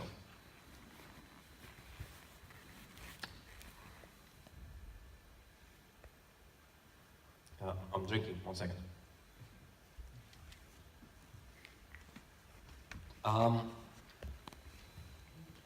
The whole thing is controlled by a shader language. So usually for a DirectX, that means HLSL, high level shader language. I have some completely useless code there, which I copy-pasted from somewhere online, so I don't even know what it does. I mean, it makes no sense without the rest of it, but that's kind of the format it looks, how it's written. Usually that means in the most engine, it goes like this. You write shader. Shader has a certain number of things undefined. For example, it defines how the lighting is hitting the surface and whatever you might need to say, but it doesn't have the textures, and it doesn't have the specularity value. So there's some numbers that aren't entered. So you take shader, you enter the input thingies, textures and all that, and then it uses that to render this thing on the model. And now you see the model with material and texture. Unreal does it more complicated. Unreal will do template shaders. They're located in engine/shaders, and you can just open them in Notepad or similar text editor. You will see the actual shader language code itself. They're USF files, and you can modify these on the fly, and you can compile them while the editor is running. That's used as a template together with the material editor. In the material editor, we then, let me go to Unreal.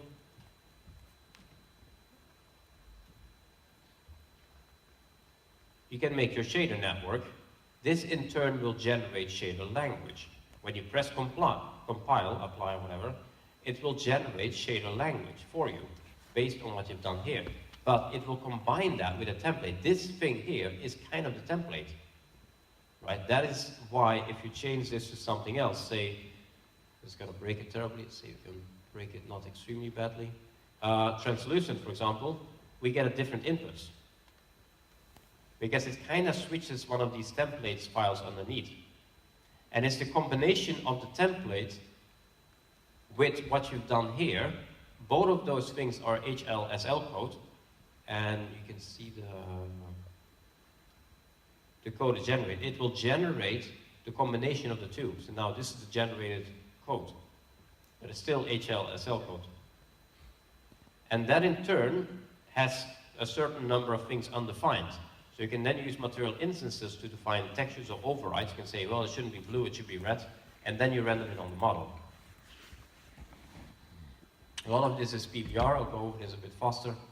PBR physical-based rendering is called unified shading because everything is basically done using the same system. If you think of traditional rendering, you would have like blend shading, I think, and Phong and Gaussian and all that kind of stuff. It's like different shading models. We don't have that. We simply have PBR. We do it for 3 different reasons. If we want to be super efficient, we need to know for sure that it's only one system. It's simply more efficient to only use one thing than to use 50 things, right?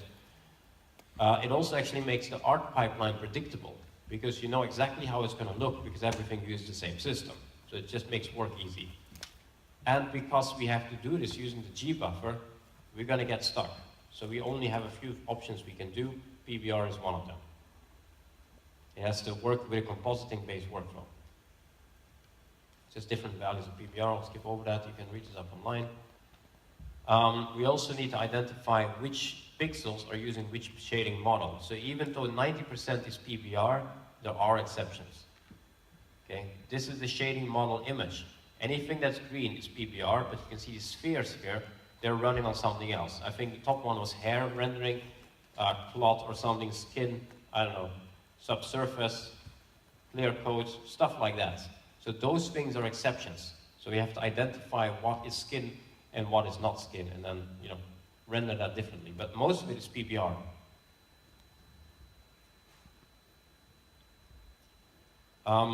So we're actually rendering the materials now, but we can't continue because we don't have the reflections. So pause for a second, and then we'll return to this point later. Let's first talk about reflections after we talked about some more performance considerations for this.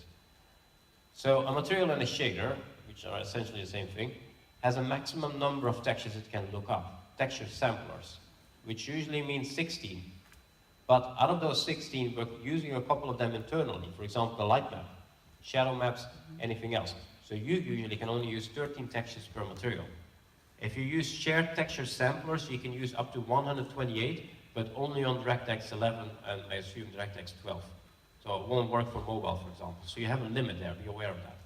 If you use fewer textures, it's usually better. Texture sizes mostly cost lag and freezes, not frame rate loss.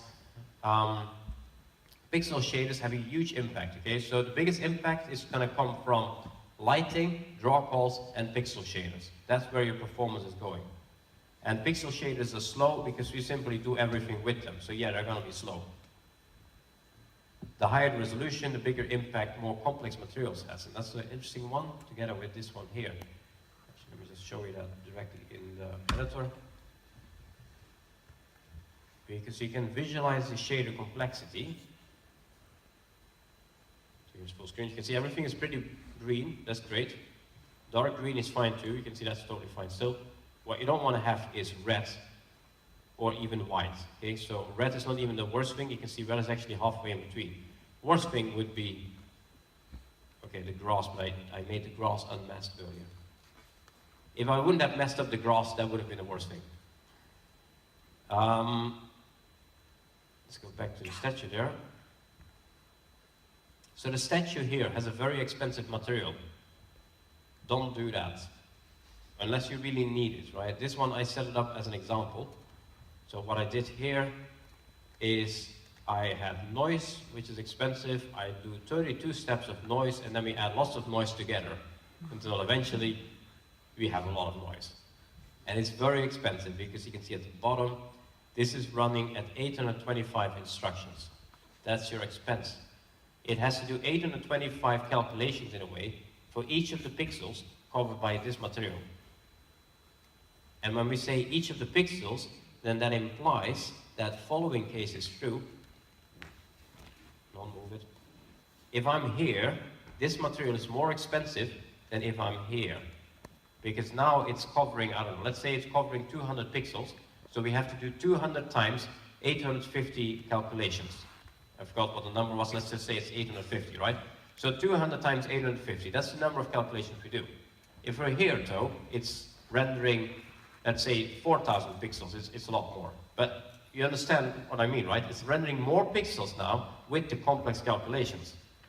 So it's going to get more expensive. So the more complex the material is, the more expensive it gets, but the more pixels are being rendered by this material, the more expensive it gets on top of that. So material expense is based on distance. And that's an interesting one.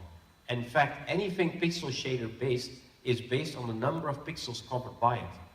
Fewer pixels affected means faster performance. In that sense, you could argue that in a first-person game, the weapon you're holding in your hand should have a simpler material than a distant factory chimney. That's an extreme case, I wouldn't go that far, but I mean, that would hold up true, because the factory chimney is very far away and covers very few pixels, while the hand is big and covers many pixels. No one is going to do that because you don't want to sacrifice the quality of, you know, the weapon in front of you, but still, that would have been true.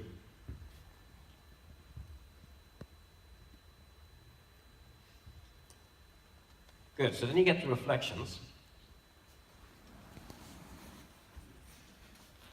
And again, it's really hard to do this in real time. It's super hard. So we are using 3 different techniques, but they all have problems. And then we're blending the 3 together, and we get a mix of the different problems, in a way. We start with the simplest one. We always start with the easiest thing, right? The first one is reflection captures. And I'll just immediately show you this in the level instead of talking about the slide step, because I can show you what happens. I have a level here somewhere. I deleted my config file, so let's look at it. Here, if I remember where it is.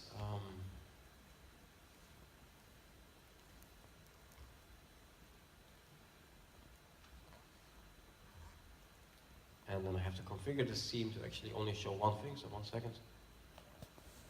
See if I remember everything. Let's turn it off there. That's off, and I have planar, I think. I can't type. This is on. So here's a scene without any reflections. It's nothing active. You can see nothing is reflective, right? If you place a reflection capture, which is the easiest thing to do, you just drag it in. And let's enable that. Then it does this. So now we're rendering the scene only with sphere reflection captures. This is super fast to do. Performance-wise, this is static. It's not real time. If I would move the teapot here, you can see it's not showing up in the wall. The reflection is not actually showing the things that happen. So it's not real time. It's captured when the level loads, or it captured on final cooking, depending on what stage the project is in. And it basically just takes a picture. It takes a picture from here, and then it applies the pixel on any picture on any pixel that's within a range. You can see it has a range. That's why the reflection isn't appearing on this wall, because these pixels are not within the range. And in fact, that's why this is going to be very hard to see. But it's kind of fading in. It's making a fade here. So it detects how far is this pixel from the center, and then it will blend, say, 60% of this reflection image into this pixel, using a pixel shader. So the further away, the more it loses in opacity. It has problems. The problem is, it's not very accurate. That's a big one. You see, this clearly doesn't work, because it only works if my camera is matching the position where we captured the picture from. Look, if I'm here, this is working. But if I move, this doesn't work anymore, because he's taking the position that's there, my camera is not there. So it's not accurate. But it's sharp. You can get this very nice and sharp looking. But it's not accurate. And it's local only, which is a pro or a con, depending on how you look at it. It only affects where you place it. Then the next one would be, I'll update it here too, planar reflections, which are similar. Let's enable that. So here we have planar reflections, but they only work on flat surfaces. A planar reflection, this is not a planar reflection, but the box would be almost similar to it. It's just a plane. You place the plane somewhere, and it captures from that. Okay? But it only works on flat surfaces. You can see the walls go crazy. But the floor is nicely accurate. It's perfectly accurate no matter where the camera is. It could also be real-time, or it could be baked. It can be both. It's a local effect, the size of the reflection capture plane. So this works really well for like shiny floors or water or a mirror, but it has to be small in size. It's relatively heavy as well, so we don't use it much. And then the third type, sorry, wrong one. The third type is SSR.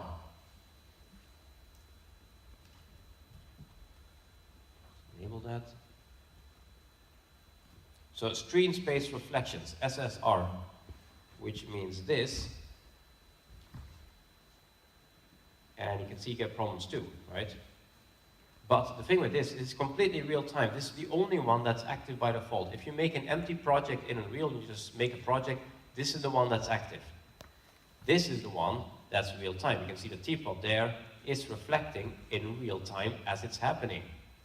It's pretty efficient as well. It doesn't cost that much. It costs performance, but it's okay. You can survive this. It's accurate to an extent that you see the pillars matching. So that's pretty good. There's a small line there, but that line aside, it's matching. But the big problem we have is it's noisy. This will be hard to see for you on the projector, but I mean, this is not sharp, it's noisy. And secondly, it only renders what's on screen. You see, if I look down, my reflection disappears. Because it can't render the pillar, because the pillar is not rendered. The pillar is literally not rendered, only a part of it, so it can't use that for the reflection either. It can only reflect what's actually on screen. That's why in a lot of games, even in like Horizon Zero Dawn, if you turn around, you especially get at the edges of the screen, where the water reflection starts to disappear. That's inherent to SSR. It's very difficult to solve that. That's why we have this. As you can see, the edge, there's an edge here. See there. So none of that works superbly well. That's the problem. It's so difficult to do this correctly. So we use all three at the same time. Go back to the other level. And the combination of those three hopefully looks like something no one notices that it's so terribly wrong. Because that's basically what we're doing. And that's what anyone with real-time rendering is doing. It's impossible to do it as well.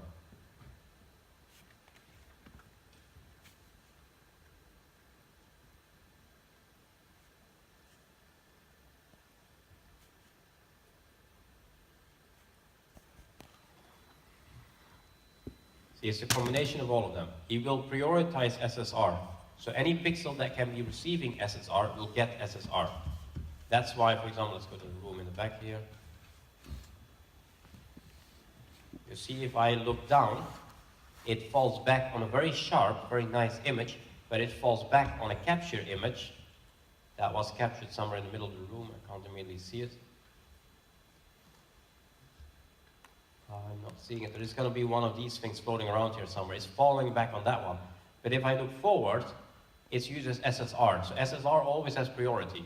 That's why we get nice reflections here. Like it nicely reflects the railing. I look down, so it's gone. You don't usually notice this because there is too much going on screen, and it's usually, you know, together with materials and textures, it's not that obvious, but if you start paying attention, and yeah. So that's the limitation. You can see this also in RenderDoc itself. I remember where, it's a lot of different steps here. Because this gets certain inputs, so you can find the one I need. This is the reflection step we're at. And let's make that brighter. You can see it's pulling in the different cube maps here. It's literally just a cube map. And then it uses those different pictures to blend that together with the pixel that's already rendered earlier to change that pixel's color because, hey, it's very reflective here or it's very not reflective. So these are just the predefined cube maps we're pulling in, all of them, in combination with SSR itself, which is this. And here you can see only SSR. You can see just how bad it is. This is only screen space reflections being calculated. You can see it's not particularly smooth. That's your noise. And this is, we can't get this sharper because it's heavy performance-wise. It's just usually not obvious, but this is just how imperfect it really is. And it blends all of these together. So what does all of this mean for you in, you know, on a daily basis? It means that reflection captures started on start, so having a lot of them will slow down the loading. So you probably don't want to have thousands of them. It's less of a problem in distributed games because they do it differently. If you cook, it actually saves them. But usually it's done on level loading. They also take a bit of memory because we have to actually remember all those cube maps. Reflection captures get heavier when they overlap. Usually we don't overlap more than 8 to 12-ish. It's not a hard limit, but not more than a dozen. It's probably bad. Okay? That means that if you have, say, that one here, and you would duplicate this one, and you have a second one of these, and you would have it there, then they're overlapping, right? The pixels here are being affected by both of them. These pixels will now have to do a pixel shader operation that calls on this one, then calls on that one, and then figures out how to blend these together. So the pixel here is going to display probably 60% that one, 40% that one, but it has to ask both of them for information and stuff, right? The texture and whatever it needs, the position. So if you have a lot of these overlapping, the pixel shader operation recolors the pixels based on the reflection is going to run over and over and over and over again. That's slow. So the number of times you overlap it, the slower it gets. And again, the number of pixels affected by the overlap, the slower it gets. If I'm here, there's more pixels affected than if I'm here. So it's about distance as well. So now it's obviously these things are spheres, so it's very, very, very difficult to not overlap them, because they're a sphere. I mean, try to fill a hallway with them without overlapping them. It's impossible. So you're going to get overlap anyway, just don't overdo it.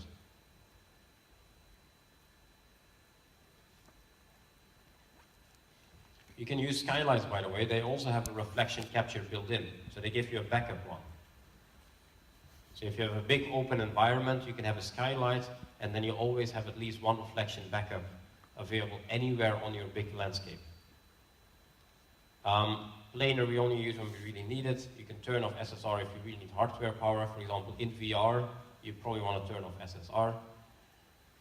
And you can increase SSR above standard quality, by the way, with some, there's a command, SSR quality 4, I think, but you can also change the USF shader file to get a higher quality out of it. But it's still not going to be smooth. You just get less noise.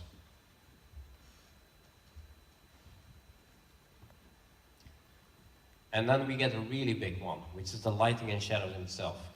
We're starting soon after the basics here with static lighting, but static lighting would have actually happened all the way here. Actually, static lighting would have happened before slide 1, okay?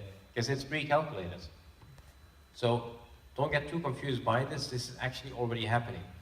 It's for that reason that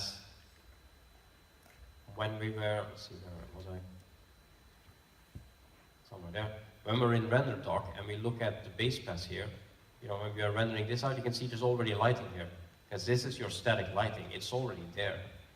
But I put it in the slides quite late just to manage the topics we have to discuss. So, lighting are like reflections, extremely heavy to do.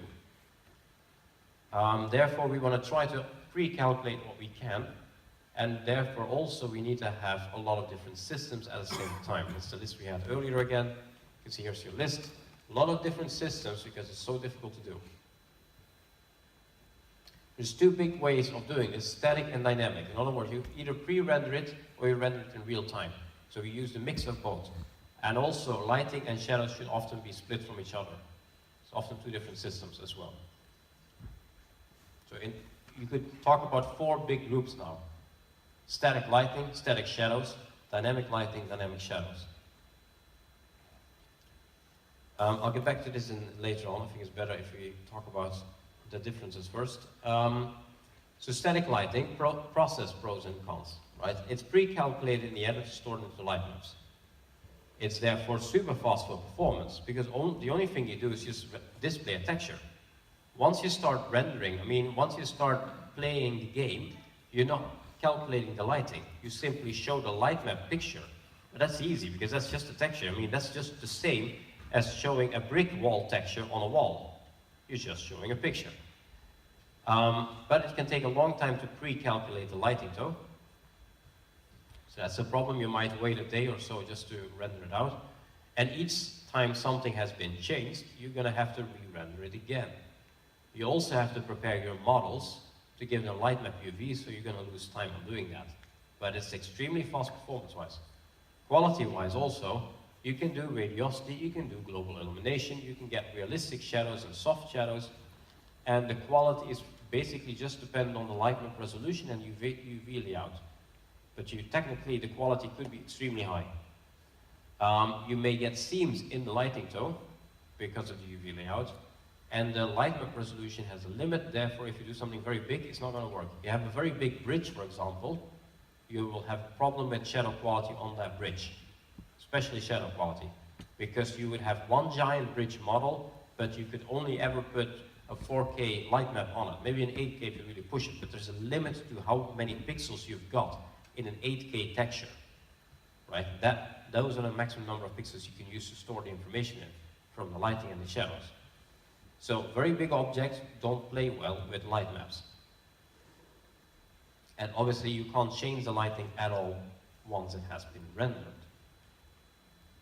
Obviously you know how light maps work, I hope. This is more meant again for people from outside the games industry, so I hope this speaks for itself. Unreal does a lot of funky colors, by the way. This is a light map from Unreal. You can actually see the Unreal light maps as they're made. I can do this. You can see the actual light maps. And they're all a bit strange, as you can see. Because Unreal is packing more information, just the basics in there. It's packing some other stuff as well. It also packs them together, by the way. Because this is probably one model, 2 model, 3 model, 4 model, so it makes atlases out of this by itself.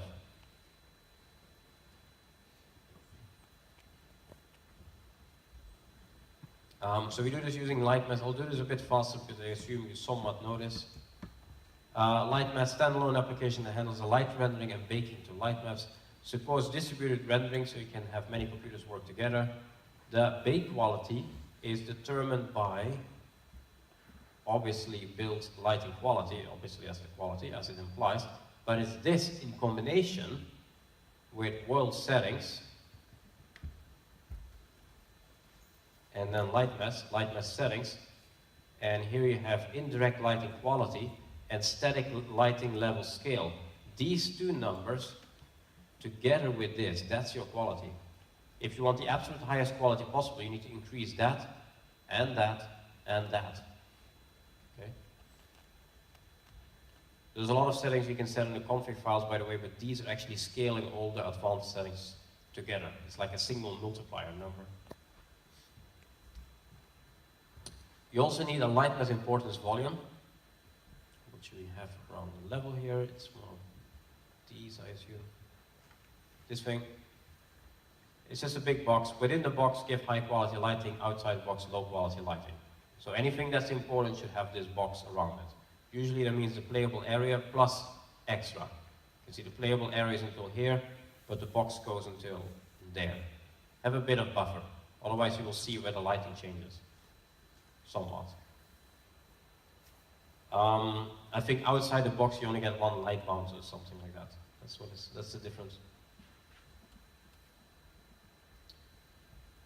Another thing that it's doing, it is doing the indirect lighting cache, because we have an interesting problem in the sense that if we were to bake the lighting and then a character is going through the world, and imagine that the statue here is a character, it's a player or an enemy or something that's moving through the world. And the statue is now standing here. How does this model know that it's this dark over here? How does it know? Because this is already calculated. It can't know that the ground here is darker than it is here. If it wouldn't be for dynamic lighting, it wouldn't know that, because it's a light map. So what we do is we bake an indirect lighting cache, and that's being queried by the dynamic models. We make these points. So the points are the ILC, indirect lighting cache. And as the model, as a dynamic model is moving through the world, it's asking the nearest point, what is your brightness? So each point remembers, over here it's this bright, over here it's this bright, over there it's this bright.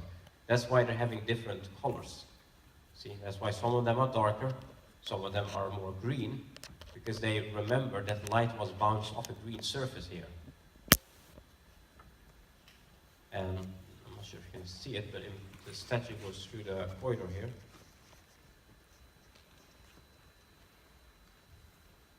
You see there, it makes an instant switch in brightness. And it does this for the entire statue, not just here on the ground. Might be hard to see on the projector. But over here, it basically went from this point to that point. You can see the color of that point is completely different than this one. So here's your switch. That's all it does. It places these automatically within the lightness importance volume. Okay. So anywhere you place this volume, you'll get these points. You can see the points match the shape about. They're a bit bigger, so they're not exactly the same, but it's following the box. And you mostly get these on the ground. The density of these has been set by same place, light mass, volume, light sample placement. That's the number of them you get. The more you get, the better the quality. Quality is also defined by a property in every single model. For example, the wall here, and then it has setting somewhere in lighting, indirect lighting, cache quality, and it says point. It's grayed out because it's not dynamic. So let me select the statue. You see here point, you can pick between off, point, or volume. If you do off, it's not going to read the points at all. If you do point, it asks a single point for information. If you do volume, it asks many points at the same time. It takes a grid of, I think, the nearest 5 by 5 by 5 points, and it takes the average color of those 5. Again, to the Shorda, I turn this off. And the moment it goes into the shadows, it's completely black. It only gets affected by dynamic light now, which is why it gets lit there and harsh line.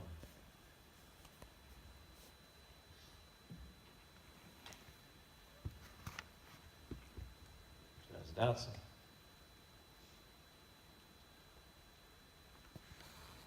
Anyway, eventually we have all the textures and it looks light mapped, so it would have looked like this. And that would have already been blended with that one earlier on. That happened all the way in the beginning, right? So now it looks like this. But this is without dynamic light, right? So the light here hasn't been done yet. This is going to be a dynamic light we will calculate later on. A couple of things to take into account. Static lighting always ran the exact same speed. 50,000 lights or one light, zero difference, exact same performance. Obviously, light map resolution will increase memory and file size, but never the frame rate. The bake times, though, are affected by, obviously, most of these are very obvious, right? Light map size, number of models and lights, higher quality settings obviously, but also by the large attenuation radius or source radius. So the bigger the lights, the slower they are, the bigger the source radii, whatever you say. I always forget the plural of radius. But the bigger, I don't have the light selected. The bigger this inner circle is. You can see that's not the radius is that. The bigger the source radius is, the slower it is to compile it. You see here, source radius there, and source length as well. That's the light emitting surface within.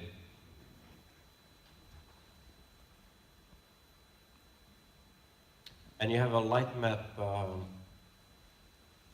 visualize the size on the light maps. You got this view. This is normal. It doesn't have to be the same color. You will never succeed. I mean, you will spend ages. Just don't overdo it. Sorry, where am I? Just don't do this where this is suddenly red. That's bad. Everything else here is acceptable. It shows you the different sizes. You can see every color represents a grid size of the light map. So this light map is higher resolution than the light map on this. You can also see this light map has been stretched out. I'm going to try to get it somewhat uniform, but don't take extremes like this is red. You can see this is very, very small scale. And it's on the ceiling. You can't even see the ceiling, right? So just make sure you don't do that. Other than that, it's straightforward. Okay, so then you have dynamic lighting next to it. And dynamic lighting is obviously rendered in real time, but it uses the G buffer to do everything, at least in the FERT. The lights can be changed, moved, or added and removed at will. It's completely dynamic. Therefore, you don't have to prepare the models. That's great. You don't have to care about anything, basically. No UV coordinates or anything. You just place the light, it immediately works. You don't have to pre-render it. It just works. You don't have to place volumes. It just works. But performance in particular is heavy when you're starting to work with shadows. The shadows are really bad. And there's multiple ways of rendering those dynamic shadows, but it's going to take you time and practice to understand the differences and how to mix them together. I can explain it to you, but you still won't do it. This is something that you really have to explore to master this. So mastering dynamic light and shadows is going to cost more time than static lighting. It's more complicated to understand what you're doing and why you're doing it. Quality-wise, shadows are very heavy for performance, so usually we're going to lose render quality in either the shadows or in something else, but we're going to lose something because it's so heavy to do. We can't do radiosity or global illumination. We can do it for outdoor environments where we fake it. We fake it using a skylight, but it's not very precise. We can't do it for anything else. There are some, like NVIDIA has a plugin for Unreal that does it in real time. We've had our own, I think it was called, I forgot the name even, a few years back when we announced Unreal Engine 4, we had it as well, but none of those solutions work in proper production. They don't work. If there's any games, I think that Uncharted 4 used it to an extent or so. If there are any games that have some real-time radiosity, it's usually been designed for just one purpose only. For example, the flashlight in a horror game has that real-time radiosity and global illumination, but only the flashlight. It's very, very, very difficult still to make a real-time global illumination system that works across the board for any game, any usage case, and doesn't have a massive performance impact. So for that reason, writing is not really possible right now. Dynamic lighting often looks sharper though, and more present than static. Like the normal maps are a bit more real, the reflections are more real, the light specularity is more there. So it feels sharper and better. The dynamic shadows are also pretty size neutral. So if you take the very big bridge example, that would render better with dynamic shadows than with static shadows and lighting. But it's very difficult to do realistic dynamic shadows. The shadows you're getting are usually very, very sharp. And you'll see this again later as well. They're very gamey. They're not very realistic. You can't do soft shadowing. So if you look at the shadows in itself, because that's where it's really difficult, they're very performance heavy, so you want to turn off shadow casting if you can. And there's 4 main types of dynamic shadows and a couple of other ones. So we'll take a look at those. You first of all got regular dynamic shadows. They're used everywhere. Look in the level, regular dynamic shadow is this thing, right? There's a light here on top, turn this off. Light on top, shadow there. It's very sharp, it's very gamey, That's the problem. You even see the polygons exactly where the polygons of this thing are going. But it's nicely well defined. That's what we're using for any lights that are set to movable here, and they're casting dynamic shadows.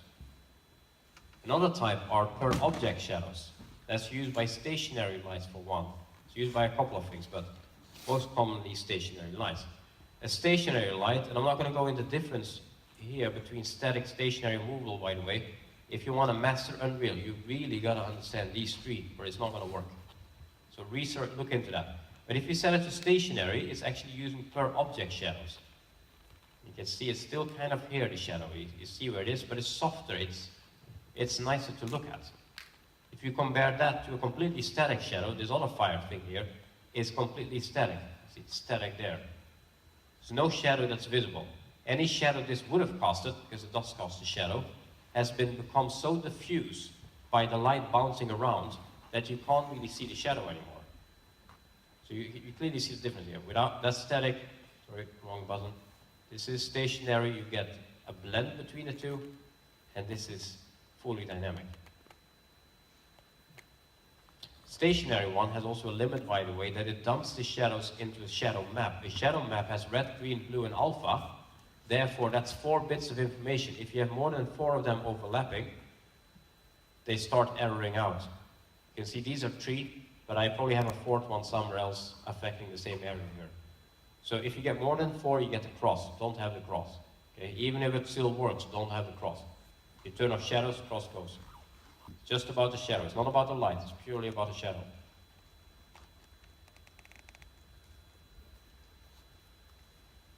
Another one you got are cascaded shadow maps. That's what we use for long-range shadows. If we do large outdoor environments, we have some really serious problems to overcome.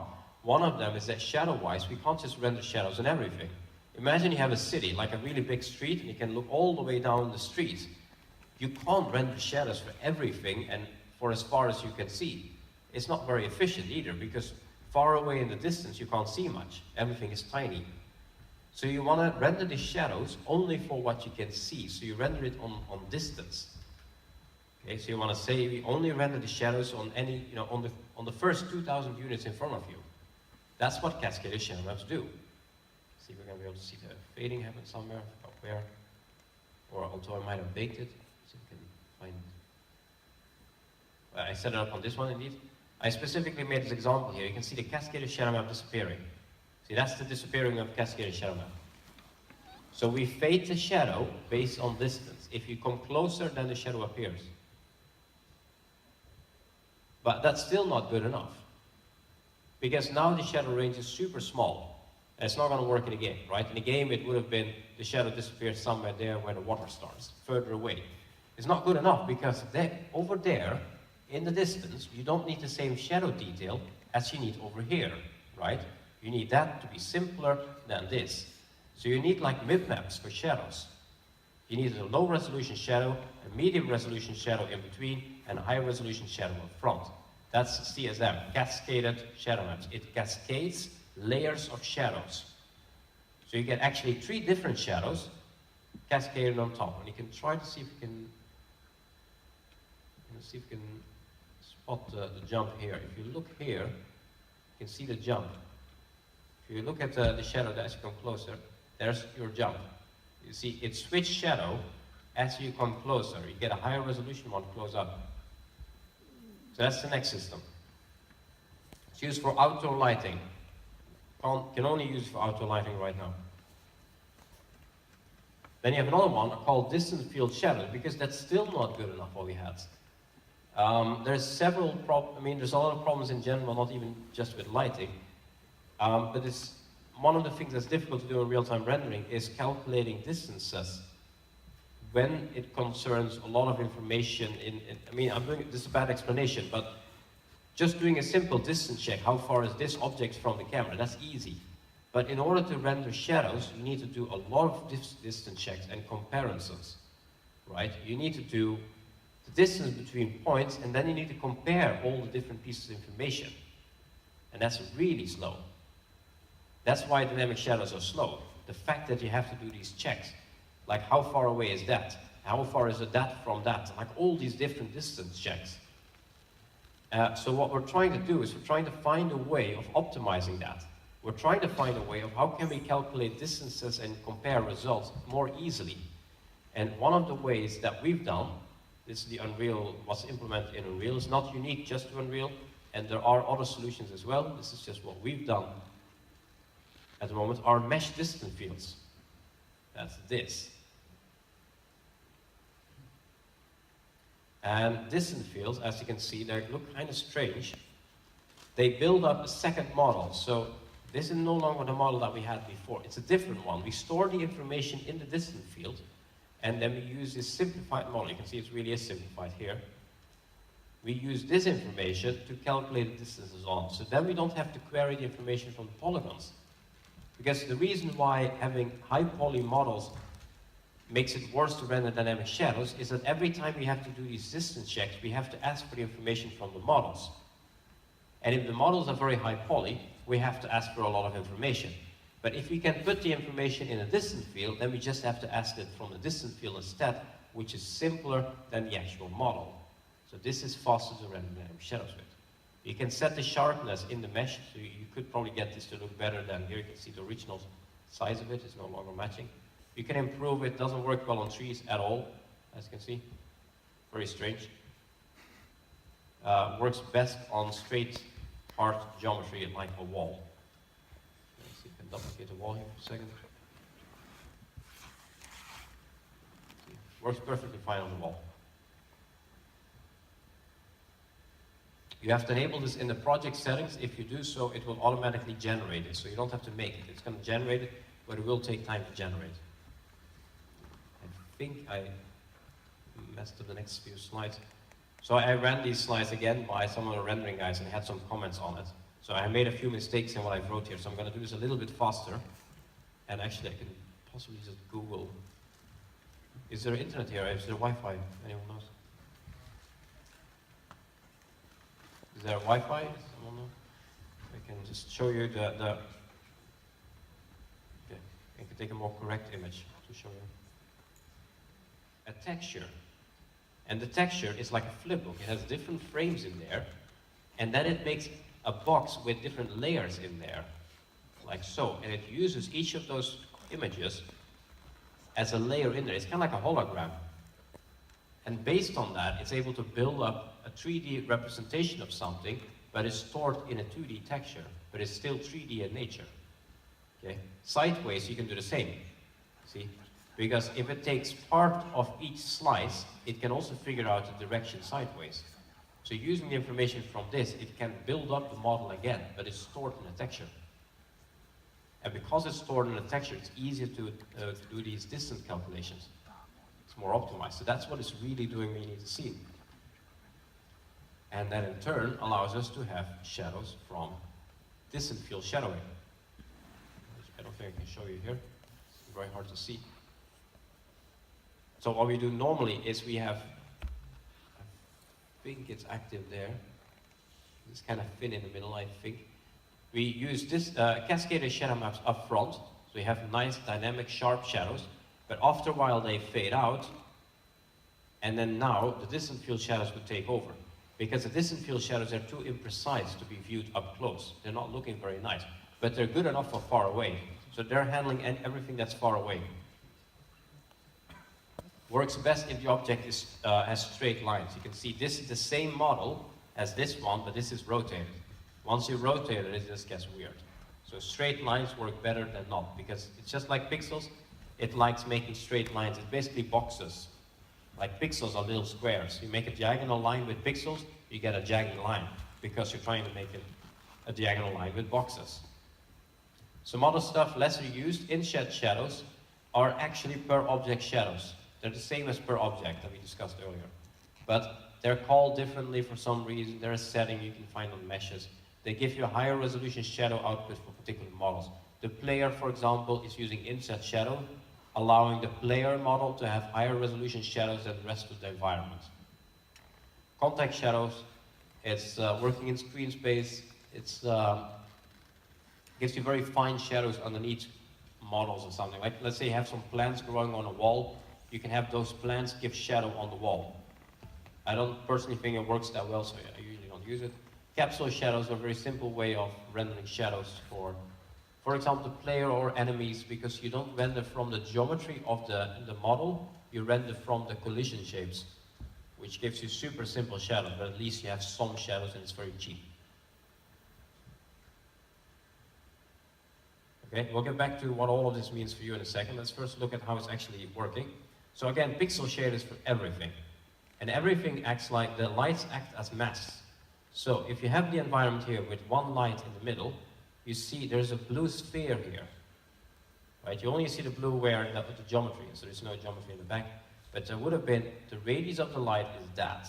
The radius of the light is basically this. It's like a sphere. In fact, if you have two lights, you can clearly see the sphere of this one. The pixels that are affected by both lights are now twice as expensive because these pixels have to run the light calculation twice. So the more pixels affected by the more lights at the same time, the slower this gets. Then once you've rendered this, let's ignore the second light. Let's go back to this, right? You have the light here, you know how big it is. You also know the color and you know the brightness because you simply know that. And you know how quickly it falls off. So you know how quickly does it disappear. So now we can render this. Basically, you can generate this in the renderer. And then you know the depth of the scene. So if you take the depth image and you take that dot, so now you know this. You only have the light affect things that are within the range of the light. Still not perfect because, I mean, for example, there's no shadows or anything, but the light is respecting the environment. We don't use the geometry for this, you see. We only use a picture we made earlier. Then we use the other picture we made earlier that shows the direction of geometry. If we know that, then we can render this. I photoshopped this. This is not actually what Unreal does, but the fact that I can Photoshop it shows you that it's not using geometry data. It's just using the G buffer. So we've got this. Sorry, I scrolled. Technically, this is the light without shadows. We're done here, in a way. But if you want to do shadows, it gets more complicated. Again, that's why shadows are slow. We need 4 bits of information to do a dynamic shadow. We need to know where is the camera, which we know. We need to know where is the light. We know that too, because we can just ask for where the light is. Then we need to know the distance from the camera to the geometry in the environment. We know that too, because the depth image, that is the distance from the camera to the geometry. So we know how deep, how far away the geometry is that you can see. And then we need to know how far is the geometry away from the light itself. So what we do then is we take the light, and the light is located here, and we render the environment as if the light is a camera. So we render the environment again, but only in the depth. Only a depth texture. You can see this shot is the light looking at this pillar. So now we know the distance from the light to geometry in the world using the same system. If we know all of that, we can render the shadow map. So we know where the shadows are, and we then blend that together with what we had before, and now we have light plus shadows. You then blend that on top, and now you get this, where you have everything else as well, reflection, everything included. So you get a dynamic shadow underneath, light there, dynamic shadow on the staircase here, and so on. It's G-buffer based. In a forward renderer, all of this would have happened all the way in the beginning. It wouldn't have been a separate step. Okay, so this means all kinds of things for you. Dynamic lighting is pretty cheap in the third renderer, but very expensive in the fourth renderer. Again, this is not necessarily true anymore today in 2017, depends on the implementation. The cost is down to the pixel shader operations. The more pixels, the slower it is. So the closer the light is, the slower it is.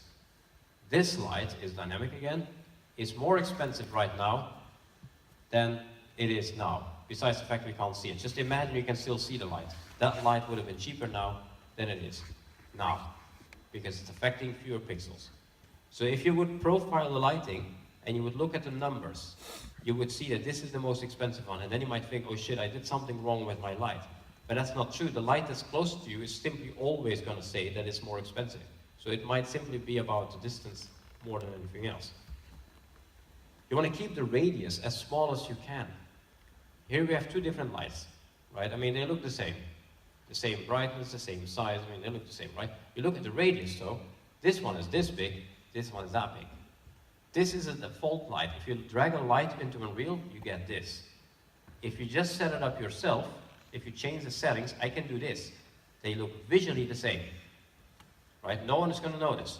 But this one is a lot more cheaper to render than that one. Because here, anything within the range, these pixels are recalculated. Recalculated, recalculated, recalculated, and so on. All of this is recalculated. Well, you can't see it.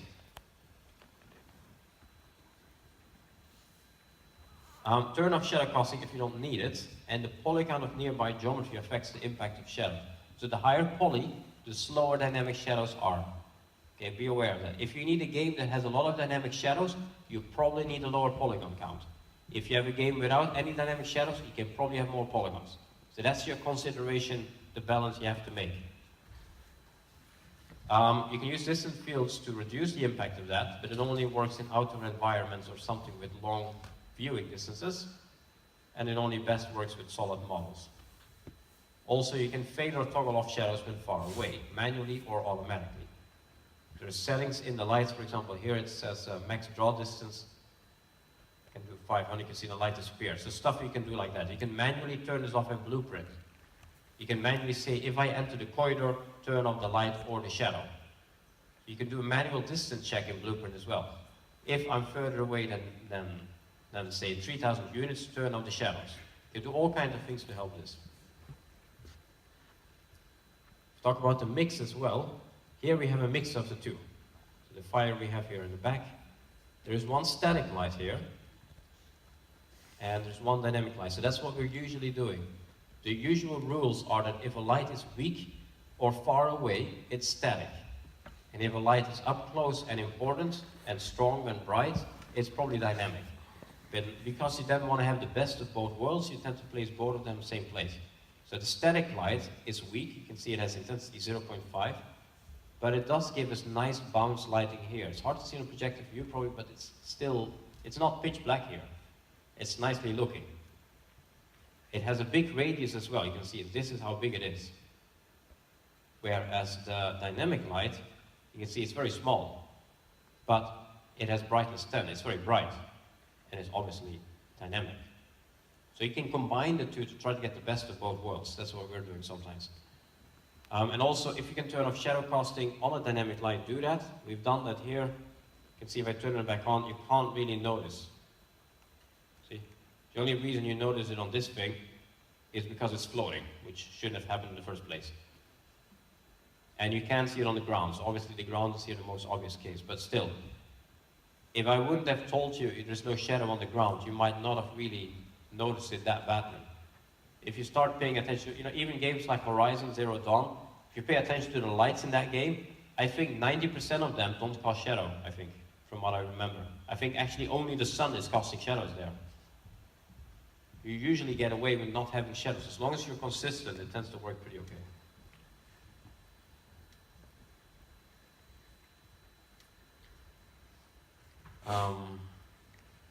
Right, and then we're getting there. So we have distance fog.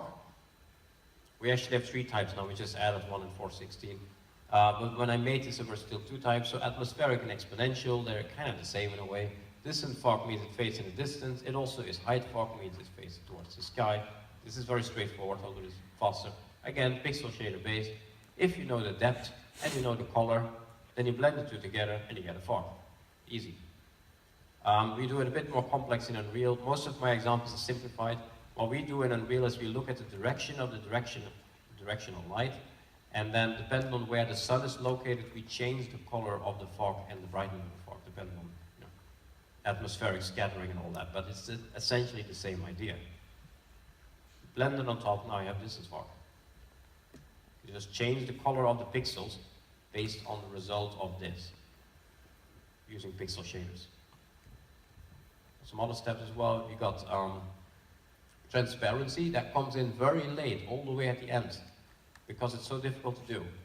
Deferred renderers have serious problems with that. Therefore, we delay it until the end. There's other reasons as well. And we try to render them separately in forward sometimes. So if we can, that's the best way to go, but it's also expensive. So it's difficult because we only have the G buffers to work with. And they don't provide us enough information for proper transparency. Especially the lighting and shading is very difficult to do. Because again, the G buffer simply doesn't give us enough information. So we save these transparency images so we know which pixels are going to be affected by transparency later on. And then we have all kinds of weird settings which come forward out of the problem. For example, there is in the material settings, you have this section called lighting model, or lighting mode, and you have all of this. So that's how it's rendering it, right? And that's how it's shading it. And you can see you have a lot of choices because it's so difficult to do. So we made one, and then we're like, no, this is not good enough. Let's make a different system. And it's like, this is not good enough. Let's make a different system. Let's make a different system. So we're trying to patch it together, but none of them are perfect. There are different expenses as well. Forward shading is the best because it does it in forward rendering, but it's much more expensive than the other ones. So you only use this when you really need proper reflections, like you need a glass door, and the glass door has to look perfect. You don't use it, for example, a drinking glass on a table, it probably doesn't have to be perfect. It's going to be based on that. Again, like everything pixel shader based, it's expensive when it covers a lot of different pixels. So the more pixels it covers and the more it has to do one calculation over and over and over again, the more expensive it is. So we get this picture, and I'll show you this directly in here. We have a particle here. Particle is currently disabled. I'm going to enable the particle, and the particle gives us smoke. Worst case scenario, smoke like this. Smoke grenade, terrible example. Okay. Because what we have here, if you now go back to the shader complexity we had before, it's a bit white, I think, as you can see. You're not supposed to have white. And you can see these are just the particles, because here you see those particle sprites. See? You see a single translucent plane. It was a plane there. If it renders on top, then it means that all those pixels have to be rendered again or recalculated because there is a transparent layer on top. And it needs to figure out, how do I blend 62% of this thing together with the original color? Therefore, we're recalculating all the original pixels in order to blend that, you know, the value on top. And if you have smoke, then we have to do this over and over and over and over again, because each of those layers you have to do, okay, so what happens if you blend 62% plus 14% plus 13% plus 61% or so? So all the different layers after each other have to be stacked up. So it gets really expensive. So be careful with that. But this exact same particle viewed here is like 1,000 times faster to render than it was here. So the number of pixels affected in combination with the complexity of the operation you're doing is your speed.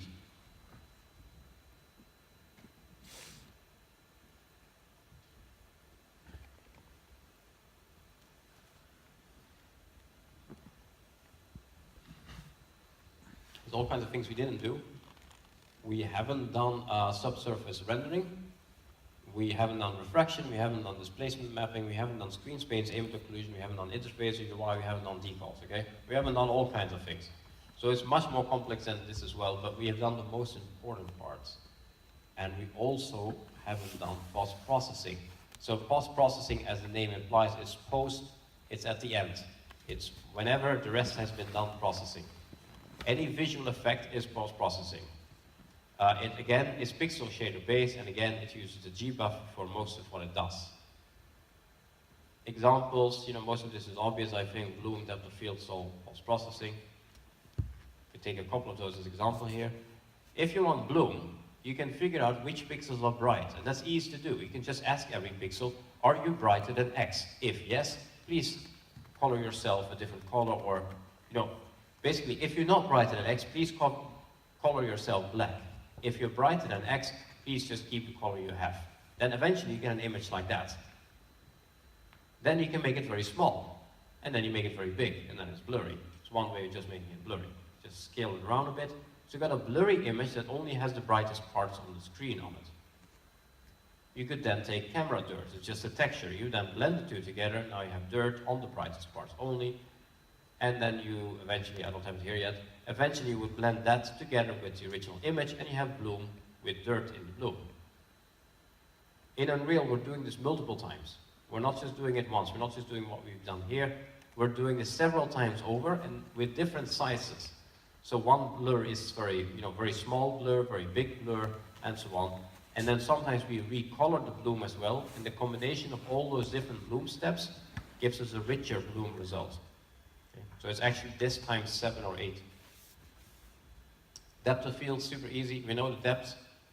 We know the image, because it's rendered by now almost. So if you take the image, we blur it somehow, either by just blurring it or scaling it up or down. We combine it with the depth, then eventually we only have the blur in the depth. And then we can add that back on top of the original image. This is super simple blur, by the way. We have like bokeh, depth of field, and much more complicated forms, but it's essentially the same idea. It's doing mathematical operations, pixel by pixel, and blends the results together. You can do lookup tables for color correction. The color correction we do at the moment, we have a new color correction system built in that's preferable to lookup tables because it's more high dynamic range prepared. But lookup tables are still around as well, and I think it's fun to explain how they work. A lookup table is the color strip you see at the bottom. That color strip at the bottom would be copy-pasted into Photoshop on top of a screenshot of what you're working on. And any change you do in Photoshop, for example, you change the brightness, would also be applied to the strip, not just to the image, and the strip would remember the brightness that you've changed. And then it applies the same brightness change to the in-game. How it works is that if you take the left one, the left block of color, it's this. You can see it has different pixels. And in the top left, it's 0, 0, red 0, green 0. This is red 255, this is green 255, and this is the combination of red and green. So we have 16 different tints of red, 16 different tints of green, and any combination possible between these 16 and these 16. We don't have blue, because blue is coming from the entire strip of 1. Now we have 16 different cells here too. This is blue 0, this is blue 255. So now we have 16 different tints of blue, 16 different tints of green and of red, and any combination between them. That gives us 4,096 different colors that we've stored in this. Not a single pixel here is identical in color. Then we will look it up. On each pixel in the frame, for example here, let's say we take that pixel there. Take that pixel, look up where that pixel corresponds to which color. So basically we say that pixel is closest in brightness and color and value and everything as this pixel here. It checks the one that matches it. And then it checks how that pixel has been offset from the original. Right? So it's going to say, okay, well actually, this is 20% redder than it used to be. And then it takes the same pixel here and colors it by the same 20% red feeling. So we've color corrected. You can see this is a bit redder here than it is there. That's all we're doing. But this gives us the access to 4,096 different color offsets. So we're not just offsetting the color once or twice or 3 times, we have 4,096 different versions of it. So it gets quite nice. It's one way of doing color correction, and eventually all of it is blended together, and you get a final image. You get this. Color corrected, depth of field, distance fog in it, and everything is rendered with reflections, dynamic light, and dynamic shadows. So you've rendered one frame. This was one frame. You do this 60 times a second. Okay? And there's a few things I want to highlight here still as well. If you go back here for a second, you can see the pipeline state, which just kind of shows the things we talked about earlier. I go to base pass here, just take a model somewhere.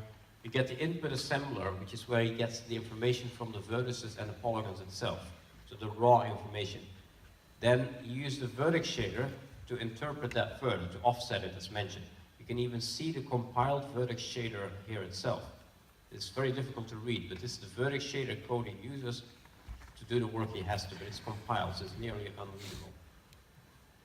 Then he does other things. Hull shader is used for displacement mapping because it deforms the surface. So that would have been a hull shader. It's not used. You can see dark gray, not used, white, used. Okay? Domain shader, I forgot what it was. We're not using it in any case. Geometry shader, we're not using either. Then we rasterize it. So we render it out, image by image, model by model to the G buffer. But then we use the pixel shader, as mentioned, to change, to render the texture on top and all that. And eventually you do a merger, which kind of merges this all together. You can see the pixel shader, but it's equally difficult to read.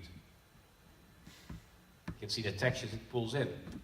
when it does these steps. So I'm here in the pixel shader. It has input somewhere. Resources, this is the inputs. You can see these are the textures it's pulling in. Sorry. That's the light map probably. That is a normal map, but he has skipped blue. So the normal maps actually look like this once in the renderer. Here's another normal map. That's just the mask image it's using. Here's the stone texture pulled in. This is just the engine. This is stuff the engine just adds by itself for different purposes. But that's the process. You can even see the model here as well. This was this particular model. With all the vertices, you can see this is the vertex information it got. Vertex shader input, this is the vertex shader output. So here's the vertices are offset, you can see they got different values.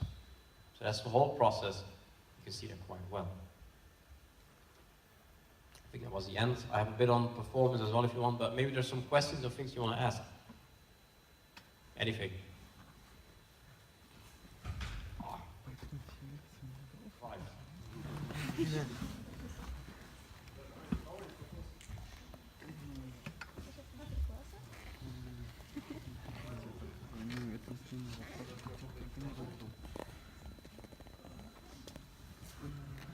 So any questions, any uncertainties I can, yeah? Лучше бы вопросы были по итогам секции. То есть рассказал он там про Thank you геометрию. for your presentation. So maybe I missed about stationary lights. So you showed the example with fire, and one fire was with dynamic and one with stationary. And what's the best, maybe way, the better way to make the light from the fire, for your opinion?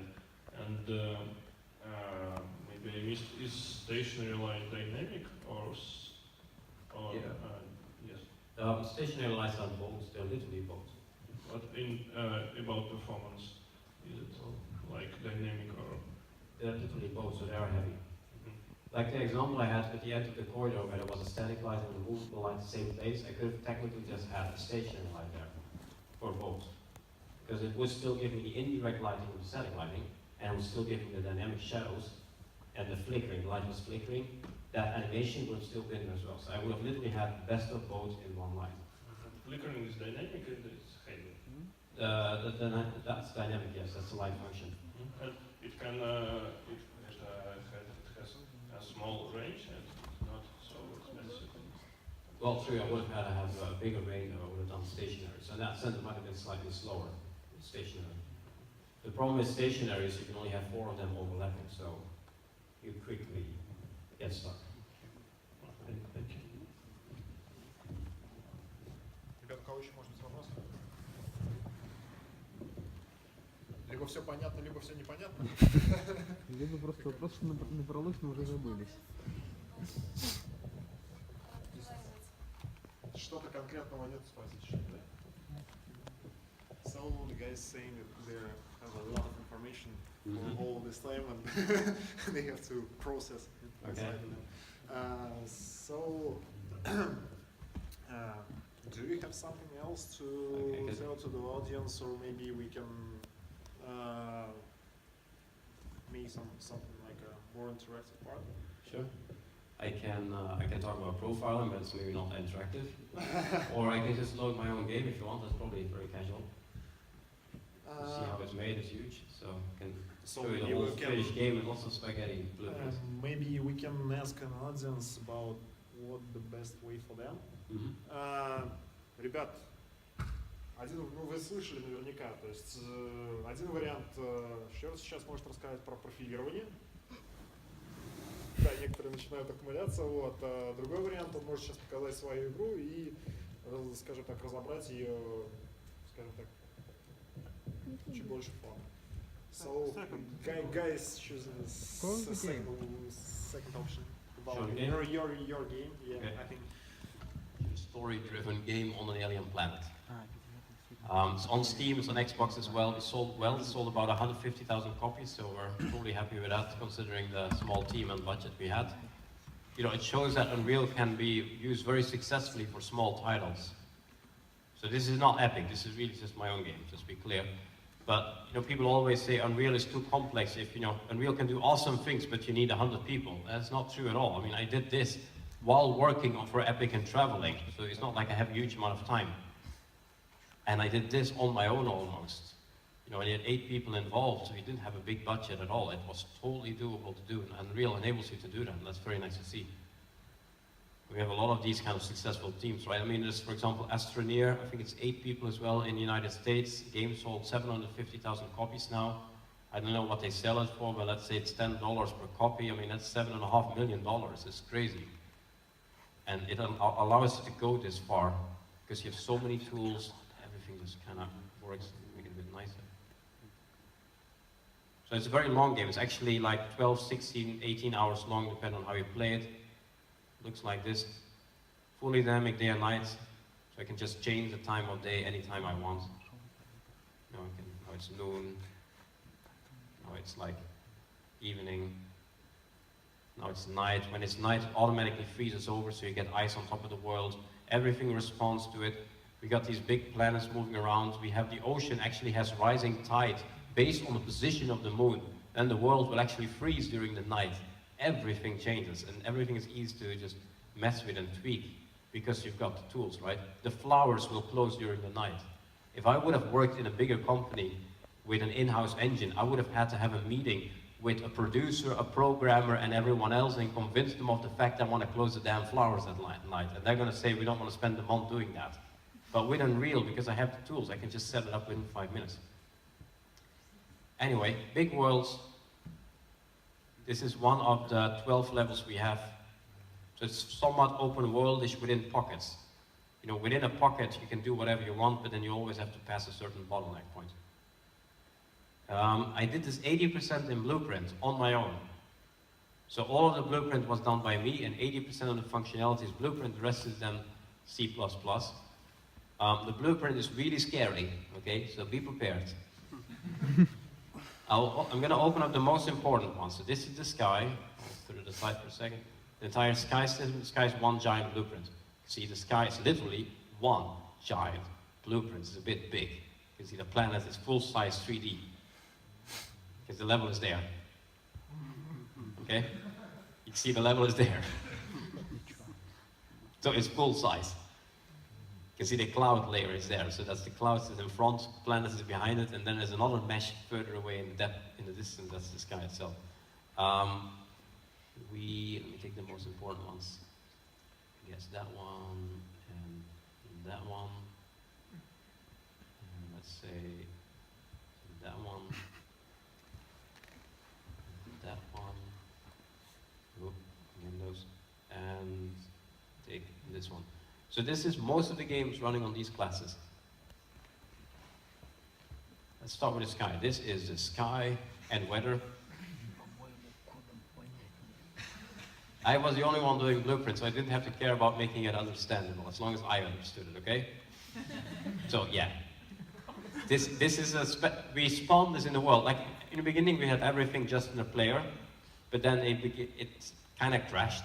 So we started splitting it. So we're now spawning things in the world. So when the player enters the world, when the game starts, basically, this player in turn is spawning a different blueprint, and this is one of those blueprints, and that handles more. This is the player itself. So yeah, it got a bit out of hand, as you can see. And then we had the controls in here, but we had to move the controls to the player controller. So this is just the controls. And some other stuff, okay? This is just for jump. Because it grew out of hand. Because jump was easy in the beginning. I mean, it's super easy to make jump. It's in water. What if you jump on water? What if you jump on ice? What if you jump in VR? What if you jump in VR while not using motion controllers, while in water, while the water is freezing to ice or whatever? So the exceptions started building and building and building, and eventually you got this. So yeah, same for strafing. So yes, it got a bit out of hand. These are just some cheats. And this is the PDA menu. We've got the PDA itself. This is a pocket computer you hold, basically. Looks like that. Doesn't look correct here, but it'll update in game. And that has that's basically your HUD. and that has a lot of different parts as well. And a lot of this is collapsed, right? All of these are just collapsed parts underneath. Same goes for the player. A lot of this is more complicated than what you see. I'm not sure where I collapse things. I'm collapsing things. For example, there, and so on. And these are the items. So every item that you can pick up is this. We have about 100 items in the level, so it does 100 times this. And it still runs perfectly fine. In fact, you can benchmark this. This takes about 1.3 milliseconds on the CPU for 100 times this. The people always say like Blueprint is slow, but it's not slower. It's slower, yes, but it's not slow. And it greatly depends on how you do it and what you do with it. If you do very expensive operations on it, yes, it's slower. And you should probably use C++. But most of the things you do, they only get done once, right? It's just an event, for example. If player died, do this. That's not heavy. Or if you're doing continuous checks, yes, then it is heavy. But if you're just doing one-off events, like if item is picked up, do this, that is not heavy. That's not going to impact your performance. So most of the things you do are not heavy at all. If there are things that are difficult, so for example, we have to do a check, is the player indoor or not? And the way we're checking if you're indoor is we're doing a lot of line traces all around the player to figure out are the line traces hitting a ceiling, or you may be in a structure, like we're doing all kinds of checks. That we're doing in C++. Other stuff got complicated as well, so we moved to C++. For example, when you pick up an object, this is when you pick up the object, we did inventory in Blueprint, was not fun. So then we made this custom C++ block that says inventory, add item to inventory. This is custom C++. So the logic is here, but we then offload it to C++ to do the complicated work. When we're done, we continue the logic in here. In fact, most of these things are custom. This is custom C++. That is, as mentioned, this, you can see how it's going, right, that one. So we're doing a lot of appending and like adding more things too. We're doing a lot of simple things too. Here we're just adding the variable to Blueprint. So the most common variables are done in C++. They're not done in Blueprint. There's nothing else happening with them in C++. We only simply added a variable. In this case, we added an integer. But by doing it like that, for example, this says total item slots available. How big is your inventory? That's basically what this is. I can go to any other Blueprint, for example, the items, and I can just say item, you know, what was it called? Max inventory or whatever, the name of it. Well, it's not the same. Let me just see what it was. What was it? Total item slots available. And I can ask for that. See? And I immediately get it. That's the advantage with using a good mix of C++ and some Blueprint. If I would have put this in Blueprint, I would have had to do get player pawn, and then I would have had to do cost2, because I have to interpret it to the player, and then I would be able to ask my variable. This is 3 steps. And this now has a reference. This thing is referencing the player. So I have a reference from one Blueprint to another Blueprint. And then the other Blueprint probably gets a reference back to this one. Now I have a circular reference. Everything is referencing everything. It's difficult to load one Blueprint if it references everything else. You just gotta make one Blueprint load everything. Because everything referenced by the first thing has to come in as well. In fact, if you compile this, it's gonna get very slow. So the Blueprint compile times are greatly affected, not just by the complexity of the graph, but by how many other references. If this thing, the item, is referencing the player, and I press compile, it's also compiling the player. Okay? We haven't done this well. Okay? So there's plenty of references to the player in here. But to do this really well, we should have gone all C++ on this, and never directly reference the other Blueprint, in fact, reference C++. And then the other Blueprint is also referencing C++, so it acts like a bridge in between. That would have been cleaner. But either way, it survived. I don't think this is ideal. Like, we moved on. When I started building this in the early days of Unreal, unless in 4 at least, before it was even public, a lot of the tools that we have nowadays didn't exist yet, or they were very, they crashed or you couldn't use them. So I went with a very basic method, just do everything in front of me in Blueprint. If I would do this nowadays again, I would do it completely different, as always. But that aside, so don't take this as a good example of how to do it, but it shows you the size of it. It shows you just how far you can push it and it still works. And performance is absolutely just fine. And that's really impressive to see how much you can do with it, and it totally survives this kind of usage without problems. So that's what we've done there. We have about 10,000 assets in here, in the whole game. Everything is modular as well. If you look at the building, for example, it's basically just different pieces. So it's pretty draw call heavy. I should have probably combined some things. Again, we didn't have that many we didn't have the merge actor tool yet back then, so it's working. Rocks were done quite fun as well. The rocks are all different sheets. I did all of the rocks in one day, like the models itself, and there's about 50 variations on this. So I did all of this in one day. And then placing it is very easy because you can just, copy paste things around and then just stick it into each other and it kind of just works. Same goes for caves. And then we do some nice material tricks where we detect the vertices, the normals pointing up, and anything that points up will get grass, like that. And the grass also stays in place. So if you have two meshes overlapping, like that, then there's no texture seam in between them, even though it's a different object. So those kind of things. A lot of simple little tricks, but it kind of speeds up production a lot, especially as a small team.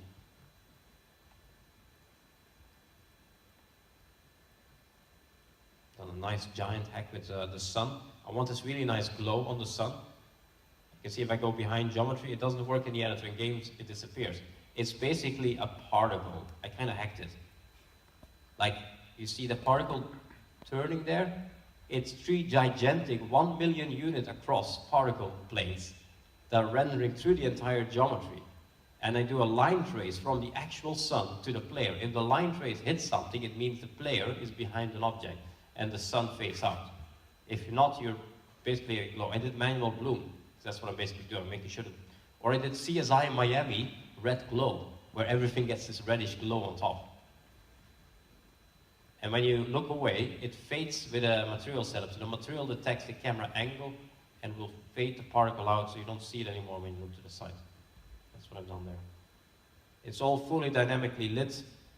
We're using this combination of distant field with non-distant field. Let me see if I can somehow show you that. Maybe if I take the tree here.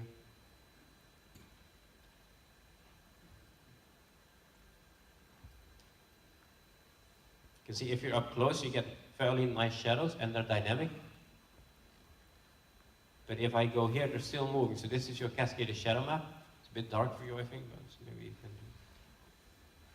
But if I go here, they're no longer moving. So it uses distant field now already.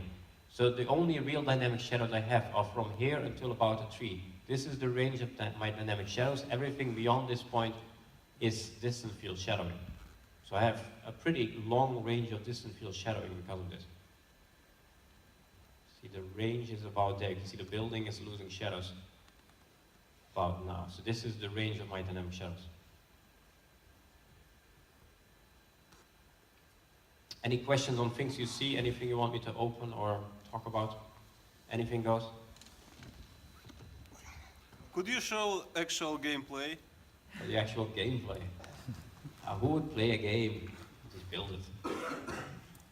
Let's see if I can. It's pretty hard to show much of the gameplay easily in the game because it's a long game, and you have to play this and get soaked into the atmosphere and the story. So I hope that works. And the compile takes a while because it has such a complex blueprint setup. So it might take a minute before it starts. We have a question over here. Okay, you can ask in the meantime.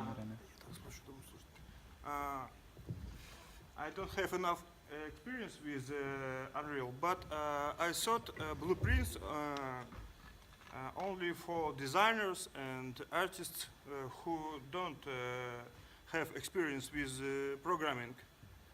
Mm-hmm. Is it true? Yeah, I mean, I can't program. I can't do a single line of code. I'm serious. I can't do a single line of code. But I made a whole game. I mean, I think that speaks for itself. You do have to understand some of the concepts. I mean, and some of the language, like variables and all that stuff. But I didn't really know that either. And I did Kismet before this, which was Unreal Engine 3 version of Blueprint. And I did that very well as well. I'm not a programmer. And I still can't program. I can do this, so I mean, I can think like a programmer. And I still can't do programming.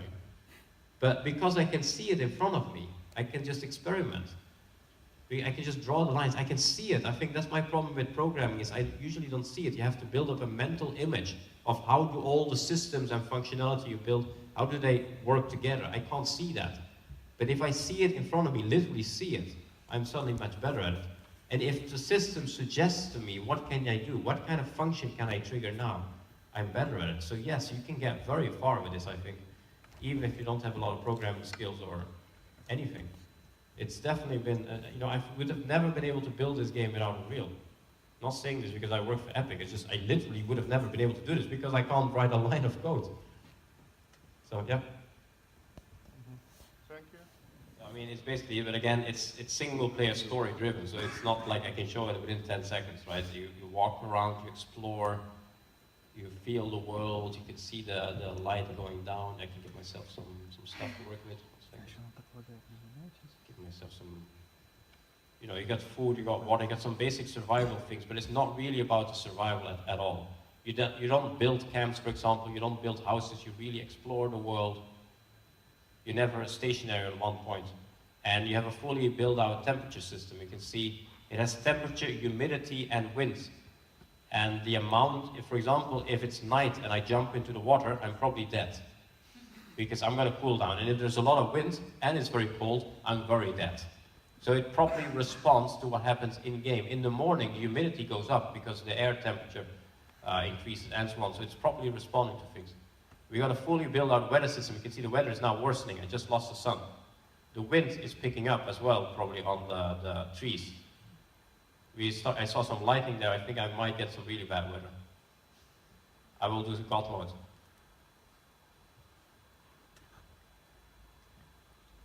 I don't know what kind of weather we're going to get, but you see lightning coming in there. Yeah, there's wind blowing here. If we're lucky, we might get a tornado. So you can actually get tornadoes and everything. Get meteors, anything. I can even do is get some meteors coming in. I'm cheating it now, but this would happen dynamically, right? These can actually hit you. So it's not just a visual effect like the one here. I mean, they can totally hit you, and it's basically impossible to see where they're going. So you can literally die by luck at any single moment. Like, I think that one there is not going very well. Ooh. So, yeah.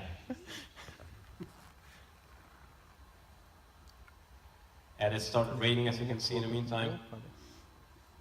I don't think it's gonna, I think it's just rain we've got, and I think the storm is gonna break through. But that's basically the game.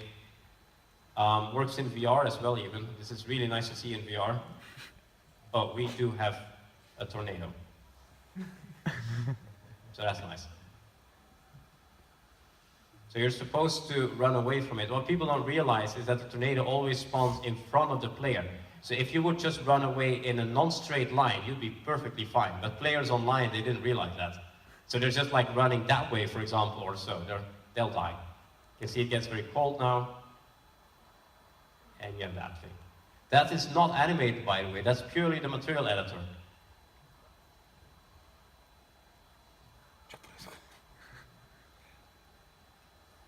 Again, it's not visual. It's actually going to come to me.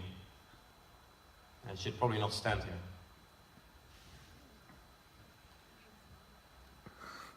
To do this in VR is awesome.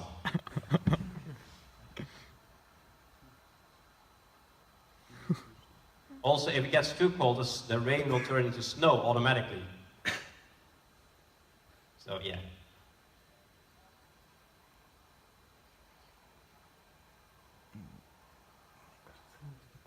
So if you can look at the tornado for a second.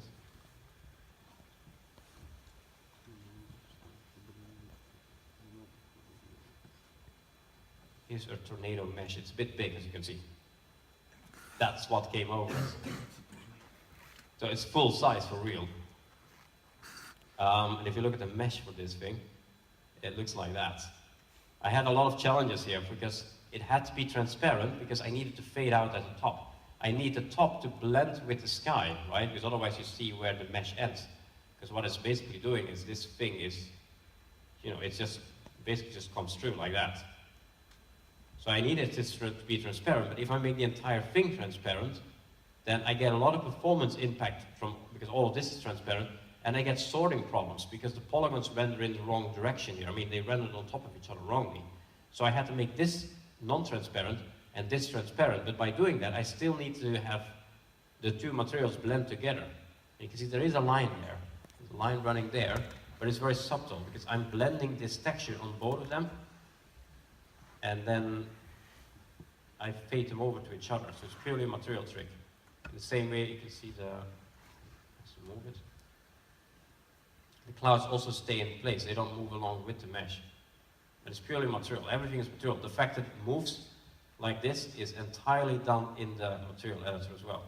Because the mesh without material, wireframe for example, sorry, not wireframe, let's see if I can find something else. If you look at the vertex colors, this is what I actually modeled. And I'm using the vertex colors to say where it should move the most, in the middle. If the bottom is white, means don't move, the top is white, means don't move, and the material is then doing this. It's very difficult to see. You can see some, it doesn't work well in the preview. But this is the motion. The world position offset, this is the motion of the tornado. So it's entirely animated with vertex shaders. The same thing you use to move foliage in the wind, I made a tornado with it.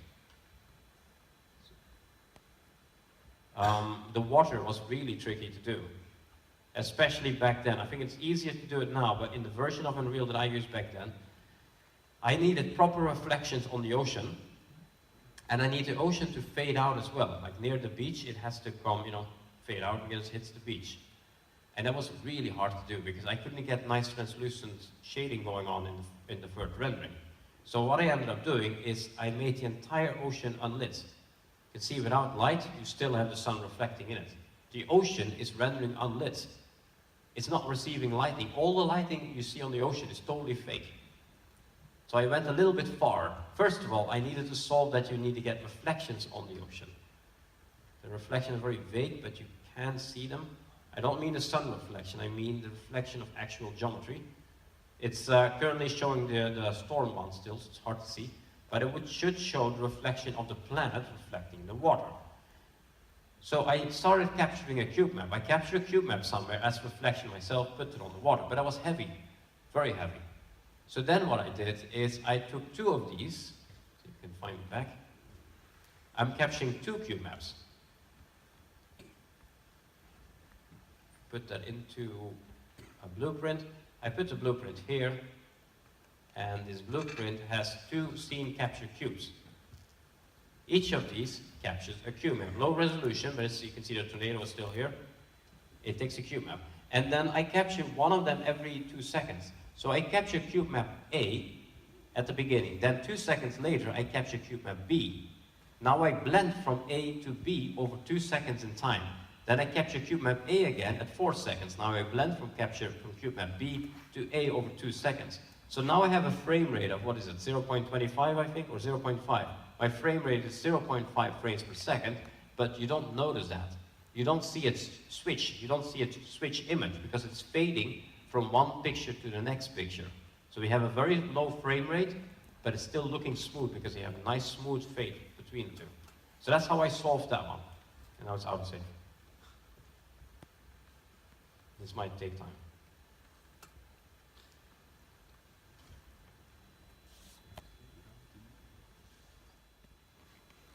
Taking the sun. It's been a while, I forgot where I'm doing the sun. I think there's sun vector. And that's a function that does this. So from Blueprint knows the rotation of the sun. It tells the material the rotation of the sun. If I know the rotation of the sun, I can use that to work out how the reflection would look. Like how would that light from the sun hit a surface and reflect away from it. And if I know that, then I can change the material to blend this spot of color on top of it. And I do this twice. I think I've done this twice because we have two arms. I mean, two times. One very concentrated one, and one soft, big one. So then we get a nice, sharp reflection in the middle. That's that one. But we also still get a big orange glow surrounding it. So we got the effect twice. And that's the reflection of the sun. As the sun moves through the sky, we update that as well. So that's coming in from blueprints. And the reflection coming in from the capture actor. But then I have the next problem, though, because that's all very fun. But if you have an object that's supposed to cast a shadow, so if I'm here, the tower is supposed to now block the sun. But the water doesn't know that, see? So you would still, you can see it very clearly in between these pillars here, you would get sun reflection in there. That was super hard to solve. Because I can't do proper shadows on translucent surfaces, so I can't let Unreal do it. So I'm trying to do it manually. I didn't do it everywhere. I didn't do it there. But there's other places where I did this fairly okay. And what I did is, it got extreme. I did this for every level I have, which is a top-down picture of the level where I manually in Photoshop painted the shadows as it would look during the morning, noon, and evening. And then I blend from morning to noon over time, and that gives you different shadows. And you can see the little shadows we have here from the pillars. It's not very precise, it's super low resolution, but at least was something, at least for really big mountains and rocks, it became less obvious that it was a problem. So those are extreme hacks. So that's what I did. Any other questions or requests, things you want to look at or see?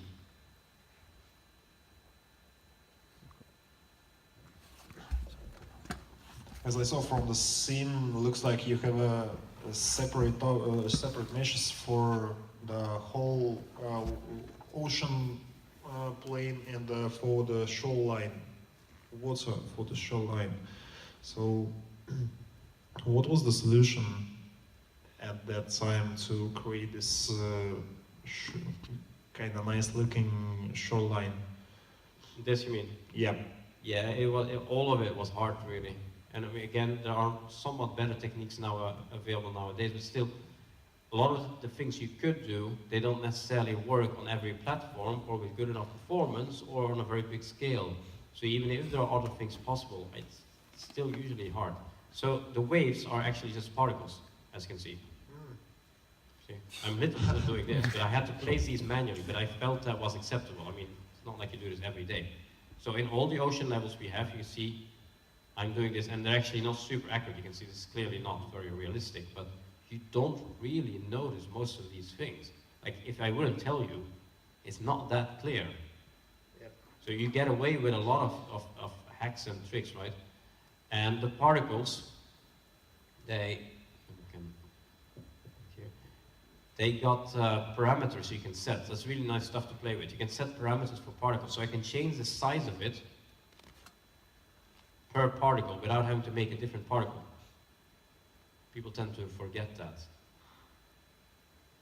See, I can make it longer, and I get more waves, and then I can say that one of these is spawn rate, I can get more, I can get myself more waves. So I can adjust what a particle does without actually going into particle editor. So all of these particles have different sizes and spawn amounts. You can see that one is bigger, this one is actually the same size probably. It's not the same one. You know, that's smaller, etc., whatever. But they're just customized with these numbers, and that made it easy as well. But other than that, yeah, I placed it around manually, and underneath it, the ocean detects, let's move that over here as well, a second.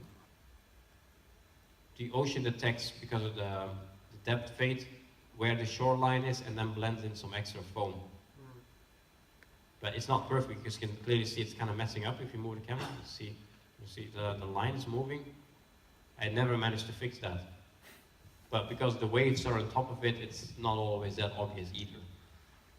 So none of it is super perfect. The biggest thing I've never managed to do is to get the thing to be, I wanted displacement. I wanted actual 3D waves, at least near the shoreline, right? So it actually goes up and down. And that's totally doable. You can displace this stuff, and you can displace it only near the player. So you can project a circle around the player, and where the circle is, there the displacement is allowed, otherwise it's not allowed. That's manageable. What I couldn't fix, though, was that it rendered in the wrong order. If you look through a wave, if you're swimming, the waves totally go wrong. Like they're rendering through each other. So. And also I had a rising tide, right? So it's just it's another blueprint in itself. So the whole ocean is a blueprint that's tracking the position based on the moon. This is just moving it. Oh, and to make sure that the reflection update thingy that we mentioned earlier, that's also hacks. Lots of hacks. Hacks are fun. You can see it has two different captures, but in order to update them, what I'm doing is I am moving them 1 unit, and then I unmove them 1 unit. Because if I move them, they recapture. So I move them ever so slightly, and then they suddenly recapture, and I have my new picture. It's great fun. Other questions?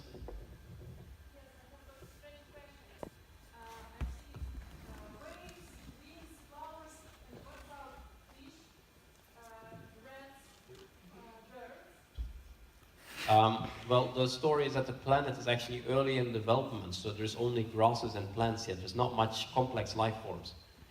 There is life in the ocean, though, so you can find skeletons of bigger animals, but there's no life on the planet. There's no insect yet. There's nothing there. But some places here and there, it's like a prehistoric world. In some places, I think where am I? Wait, where am I? There. Somewhere here, there's a corpse. You know, you can find prehistoric stuff like that washed up, but they're all dead. To make it easy for me, they all died, because they got onto Shьorda. Looks like a giant shrimp.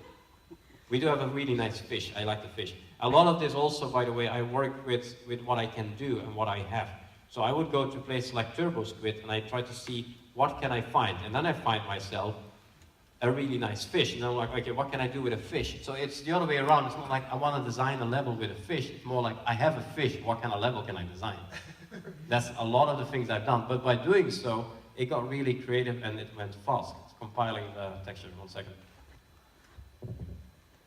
You know, so I found this thing. It was really nice. So what can we do with this? And it's huge, by the way. This is not a small little fish. It's the size of like... Yeah, it's a bit big. As you can see, that's the statue. Okay? It's a bit of a fish. It's actually supposed to be tiny, I think, in real life, but who cares? I made fish. And then it's like, what can I do with it? So, I mean, I can't animate it. So how can I have a huge fish that's not animated? We put it in ice. So I made an ice level where you find giant frozen fish. That's it. It's just about, you know, find the things you can do with it. If you start looking at the art itself. So you came with a spaceship, this is your spaceship, but it kind of crashed and exploded. So all over the world, there's pieces of your spaceship. And artistically, I wanted to have a blue human spaceship, and the world is very red. So you have this very clear contrast, right? Everything blue is like alien. That's almost your own alien stuff you brought to what is an essentially alien planet. Here's a door and so on. But so I would go on Turbo Squid, I find a door, just a door. I buy door.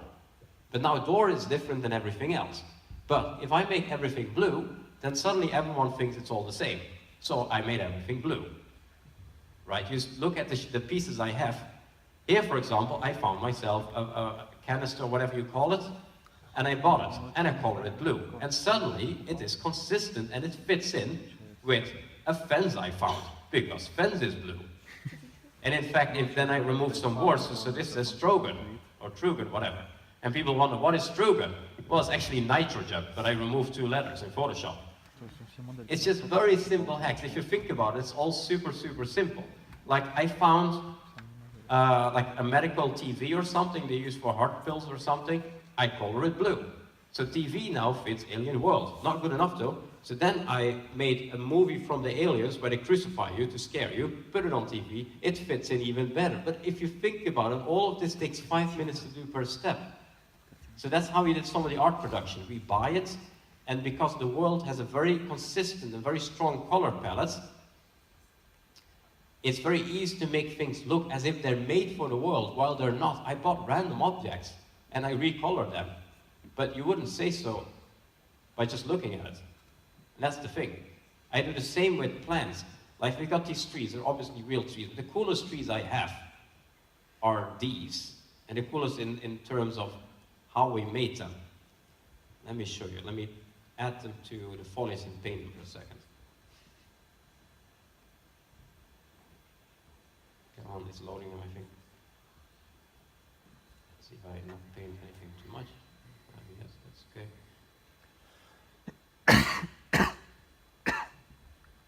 Okay, here's some trees. It's probably too dense, but whatever.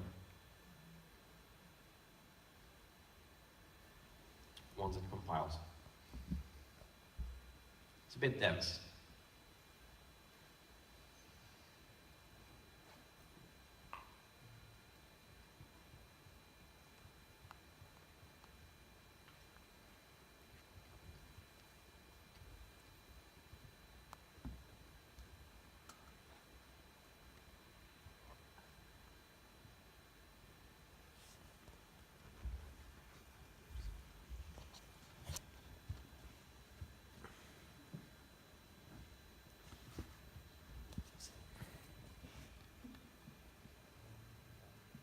Trees, right?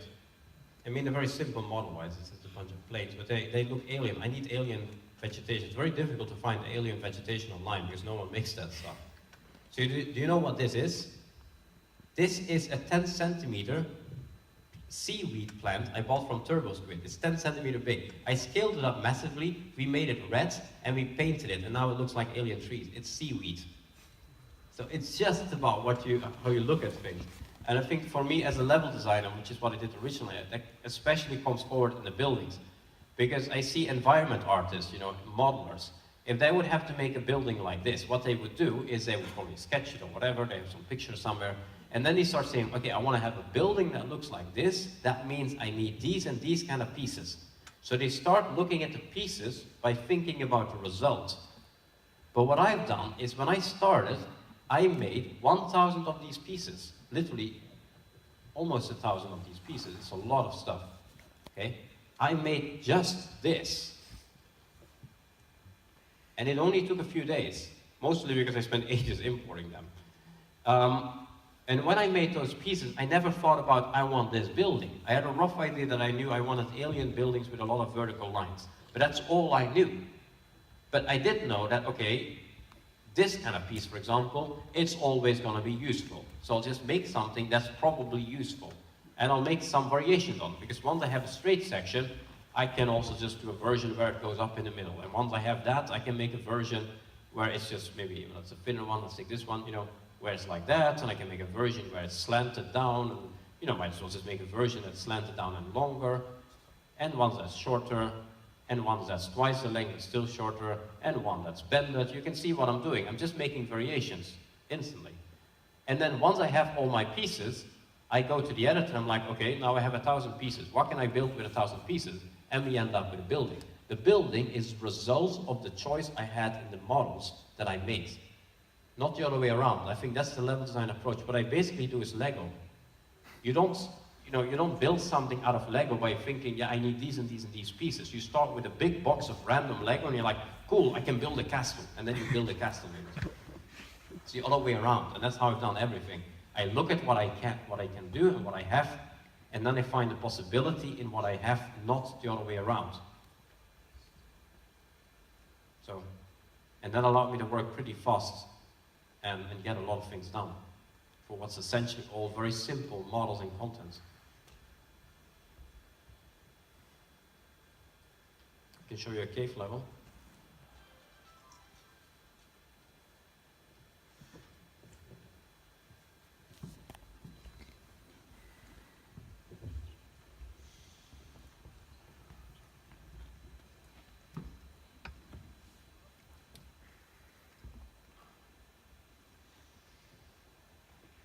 Here's the whole level. They're pretty big. I wouldn't build levels much bigger than this in Unreal, at least a single file, so this is starting to... This one is still somewhat okay. I have a few even bigger ones, but it is getting a little bit big. The caves here do the same thing, right? It's very easy to, once you have a workflow that goes. Because I think anyone can build something pretty. I mean, it's very nice if you can build like a nice scene, like a nice, I don't know, a farmland, a section of farmland or whatever. But you have to be able to do this fast. You have to be able to reproduce it on demand. You have to be able to work for a company and have them tell you, we need you to make 15 bits of farmland that need to be done next week. That's why you're getting to. You need to do this in production.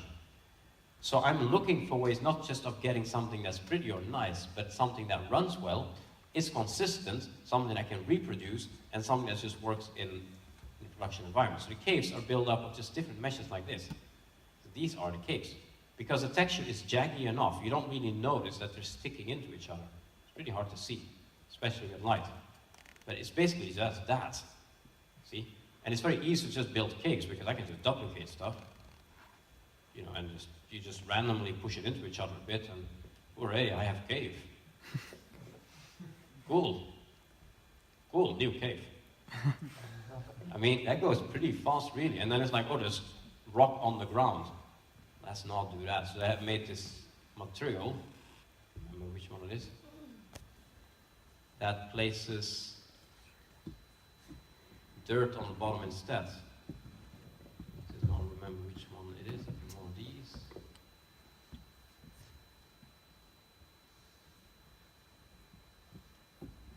It's been a while. One of these has sand on it. And that was the wrong one. I have to compile that.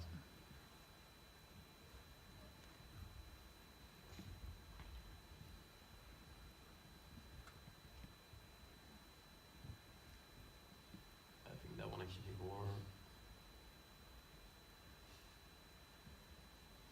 or like this. This has, it automatically gets sand on the bottom now, you can see. That's it. It's just workflow. So you design workflow. I can copy paste this around, get a different section there, and you know, you just continue the cave. And maybe this one, because otherwise it looks the same, you just rotate it a bit. And then maybe this one, or again, otherwise it looks exactly the same, you do this or so. Cave. Easy. Just find ways of optimizing what you do. And then I put some mushrooms and stuff in a foliage layer.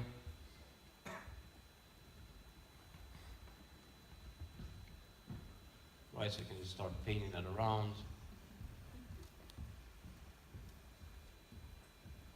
Start doing this, and now you have some stuff in the cave, etc. You know, stuff goes fast. Any other questions or things you want to look at?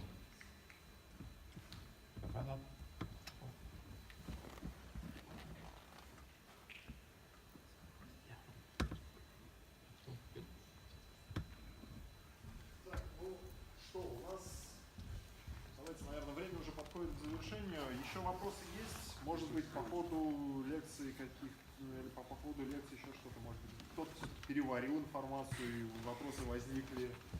Вот. Потому что коллегам надо тоже двигать дальше, и время оно не бесконечное. Может быть, давайте вот буквально few quick questions.